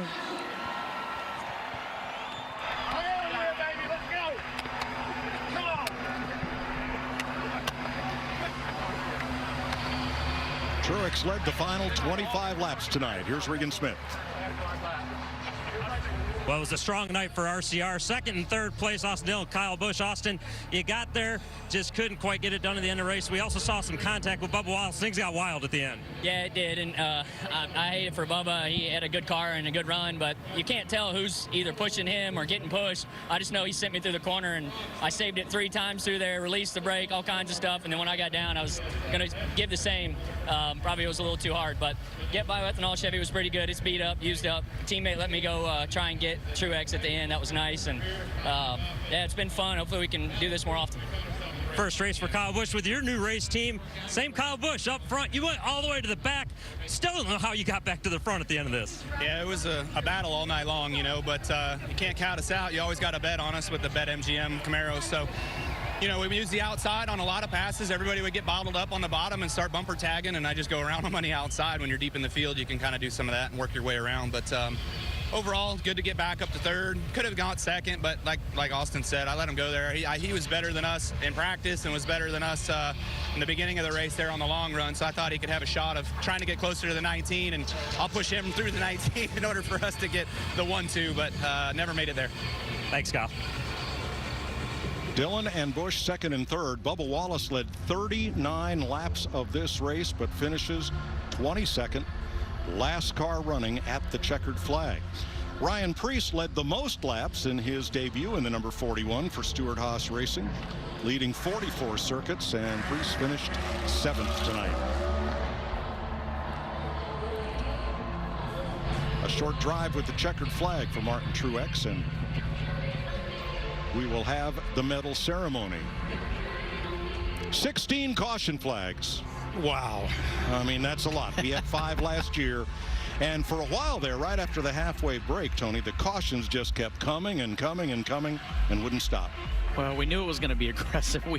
We saw it last night in practice when it didn't pay anything. So you knew that it was going to be amped up today. And as these cars get closer in speed like that, we knew it was just going to become a more physical race than what we saw last year. And, unfortunately, both the first half and the second half, a lot of cautions today. And Clint, we saw a number of drivers be the fastest car on the track for a while. Yeah, a lot of setups, a lot of variations in setups. You saw setups that would take off on an early run. 41 car, he really took off on that last run, made some great adjustments, had some electrical issues that may be in a cause of it. We saw some bad mistakes and wrong moves on the choose cone rule. That really played a good role in this short track race. Neat rule that I love on when you have an atmosphere like this. But man, holy cow, you want to talk about? I guarantee you, there's going to be some retaliation coming coming. You said notebooks. You keep those in a notebook. There's a lot of notebooks out there. Absolutely wild. Full moon, short track Sunday night to get this 23rd season of NASCAR on Fox underway, as now Truex, Dillon, and Busch make their way up for the medal ceremony. That's something we've not seen because NASCAR's history has always been to celebrate the winner. There has been Kennedy of NASCAR up there for the medal ceremony, along with Boys and Girls Club of Carson, California's Youth of the Year winner, Daniela. She is the medal holder for this ceremony. Well, it's cool that we have that, but there's only one winner. I mean, let's face it. There's only one winner, and I tell you what, those two. I think that if you're going to call a winner of a second to third place car, it's Richard Childress. He's on to a winning way and a winning combination with that driver lineup. That's what I was going to say, is that I guarantee you those two guys that finished in second and third, I guarantee you they feel like this weekend was a win for that organization, and I think they've got a lot to look forward to. A lot of momentum already. Speaking of momentum, we're just getting things going again. Being back up here in the booth, watching the boys do work, battling it out, it gets me so excited to start thinking about moving all of our focus on the Daytona 500, the big one, Tony. Yeah, I can't wait. I mean, this is the off season just keeps getting shorter and shorter because of the work that's involved. But when you get here and you realize we're back at the racetrack, we're getting to watch the cars race, you get to see all the hard work that everybody's put into these cars over the winter. Now we get to go to Daytona and go for the biggest prize of all.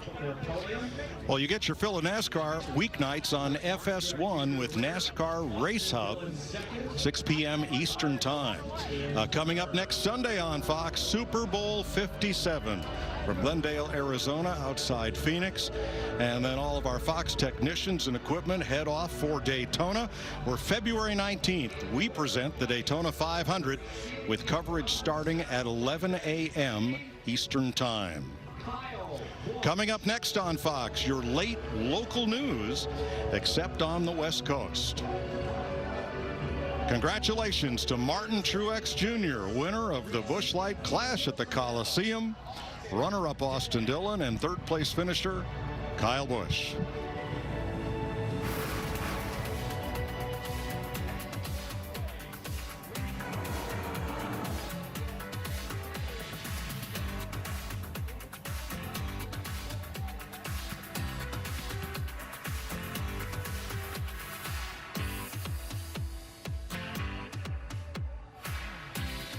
It's called the birthplace of speed. Back then, it was the hard-packed sand that allowed for records to be broken. Today, it's the high banks and long straightaways. Not to mention, it's the dream of every driver and fan, offering a moment of glory that will extend well beyond 500 miles for years to come. We're still talking about the first one, and guarantee we'll be talking about this one. Here's to the great American race that can only be the Daytona 500.